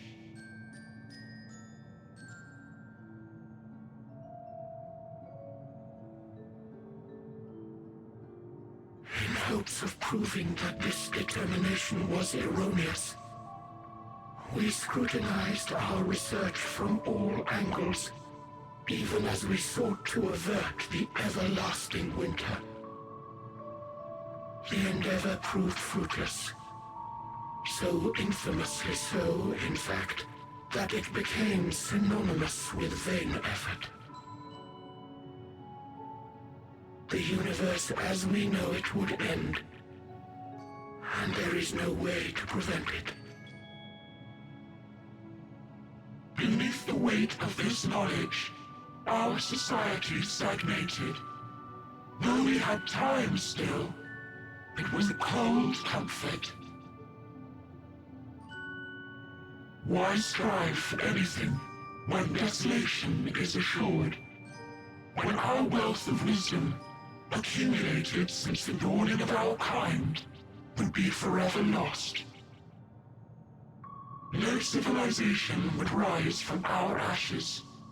No scholar recover our knowledge. In silence unbroken, naught would stir.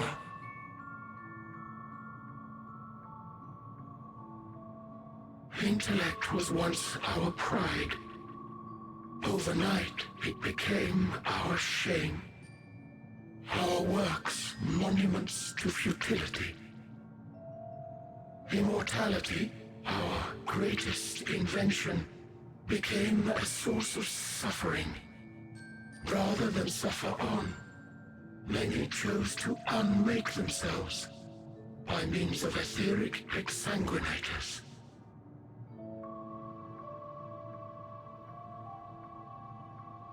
Etched upon these stones are the testaments of such souls, though many left no words at all, thinking it a pointless gesture. Once we have obtained vessels of flesh, we likewise intend to vanish. If you understand this, understand aught of our tale, you will abandon your quest for knowledge. Ignorance truly is bliss. If you would cling to your illusory happiness, remain primitive and pure. It is the only way.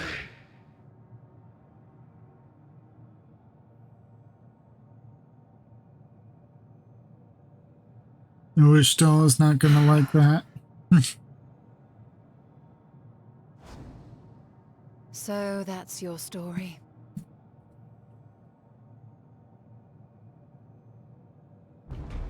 While I appreciate your advice, I will not heed it. Convinced though you may be of this truth, it is yours and not mine. Indeed, truth, I have ever believed, is in the eye of the beholder. Are you suggesting that we have reached a faulty conclusion? That our science failed us? Hardly. As you yourself said, the subject matter is beyond my comprehension. And that, I accept, is true. I do not possess the knowledge to prove or disprove your conclusion. In my mortal years, I doubt I could even approach the wisdom of the Air. But of one thing am I absolutely certain. I would not be happier in ignorance. Y'shtola, no!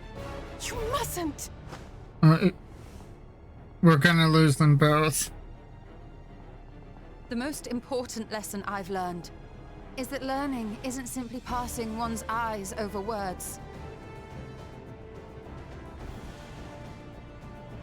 Nay, 'tis when understood for oneself that knowledge attains its true value. This is what has sustained me, driven me onward in joy and wonder, in anger and sorrow.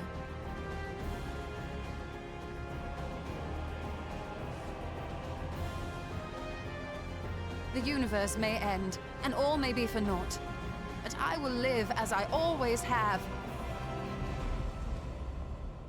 I will always seek out new knowledge, and no conclusion of yours, no matter how grim, can dampen my desire.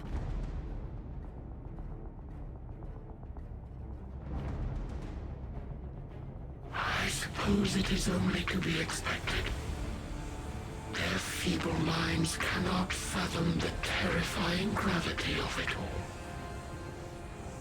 But worry not. We consider it our duty to enlighten you, and we will not stop until you grasp the full extent of our despair.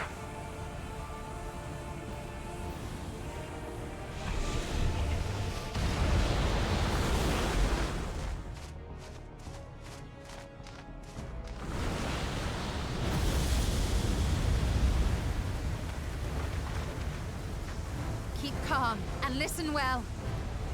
Though my body will soon dissipate, there may be a way to restore it. Azim's magic. So long as our souls remain, you can use it to summon us back. But you mustn't, for it would mean losing our way forward. This I only reveal so that you can promise not to invoke the magic. We came here knowing what victory may cost, so press on. Press on, and do not look back.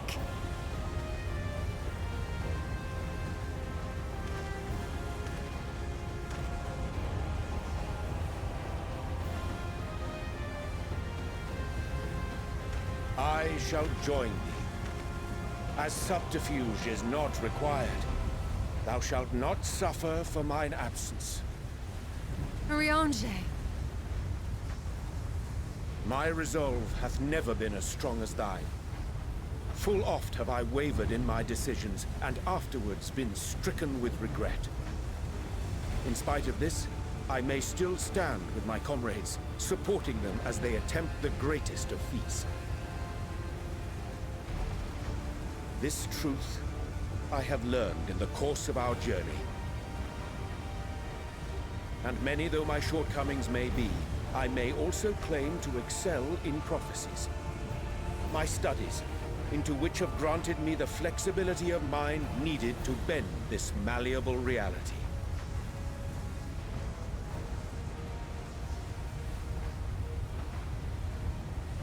Thus shall I hope that thou mayest have the strength to resist, and our comrades the strength to continue.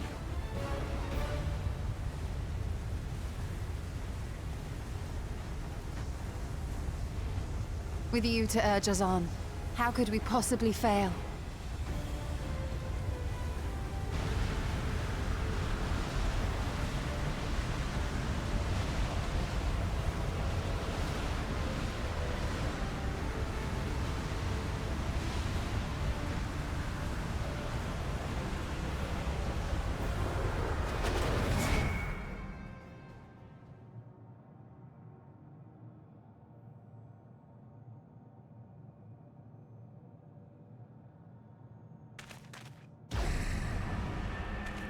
What the?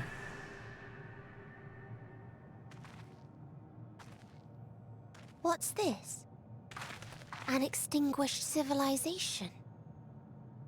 Rekindled.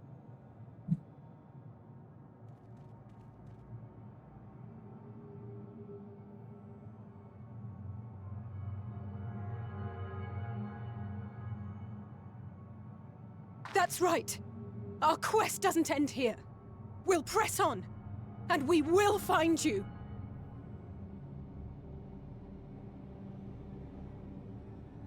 There. That's where you'll find me. Is that another star? Of the stars we visited, most were already devoid of life. And where there was life still, the inhabitants wished for death. But even death, we learned, isn't truly the end. It is but a part of the cycle of rebirth.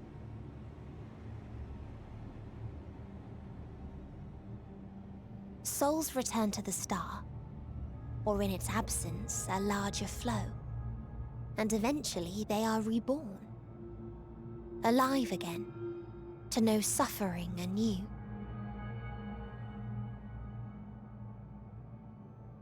True salvation lies not in dying. It lies in not being born.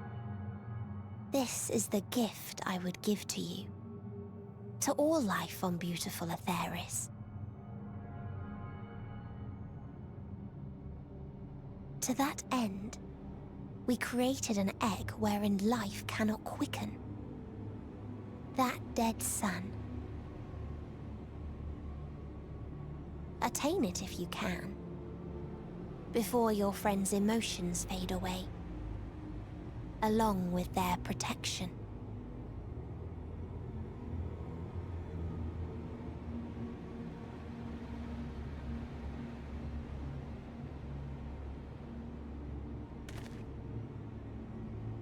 So that's where we need to go. But how do we get up there?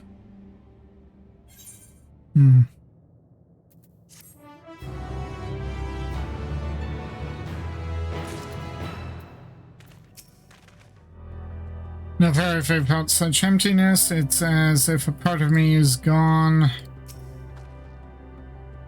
And find Myrokos. Like I said, our quest doesn't end here. Victory. Something lost.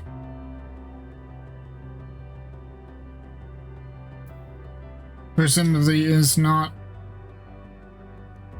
lost, although that presumably is an E. Grahatio regards his comrades in solemn silence. Are you all ready to continue on? Then let us make for where that light shone. Ishtola and Ariandre opened the way for us.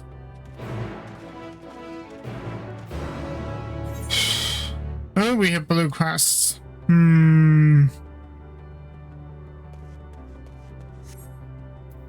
Divert for blue quests.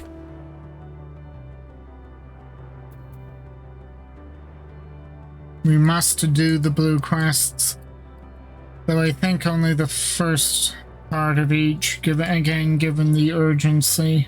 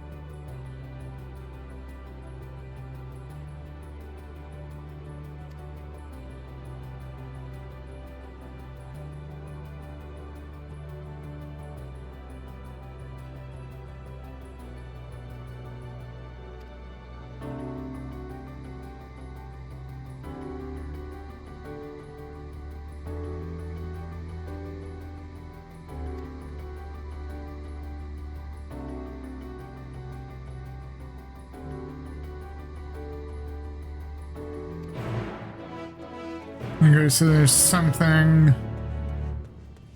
out there.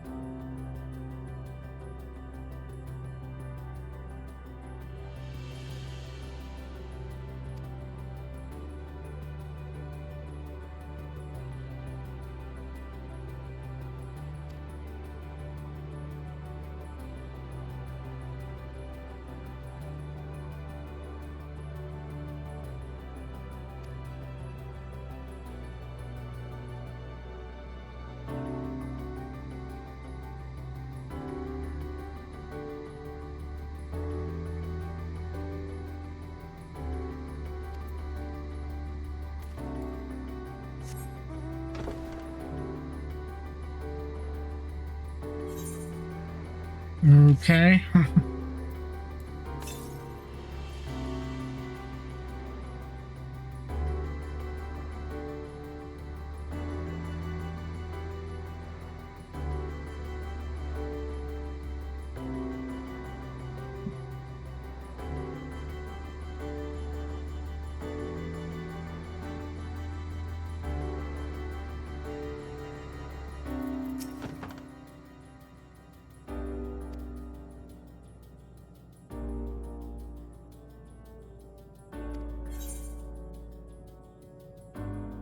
Oh, an eternal adventure, a deep forest where predators lurk. 42.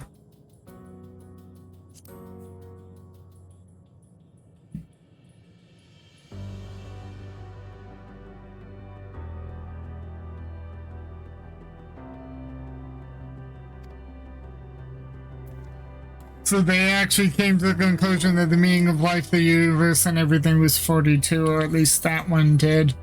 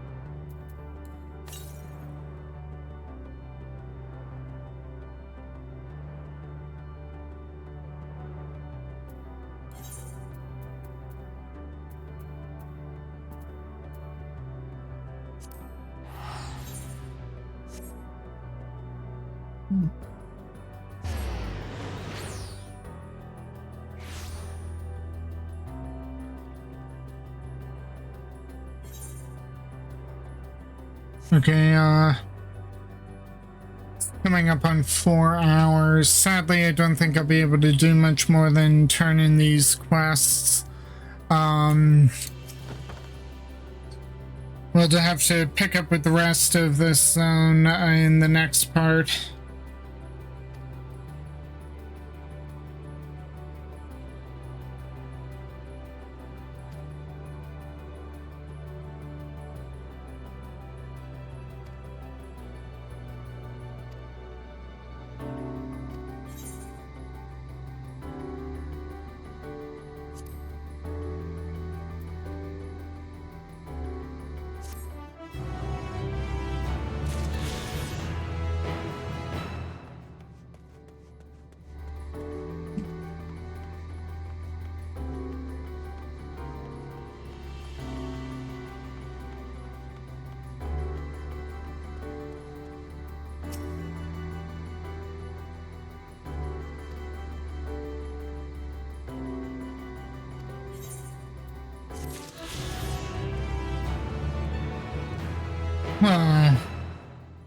And with that, I think I will call it quits to this part of the Let's Play. If you liked what you saw at any point, please like, share, and subscribe. Give me a follow on Twitch, hit the notification bells, and I will see you anon, friends.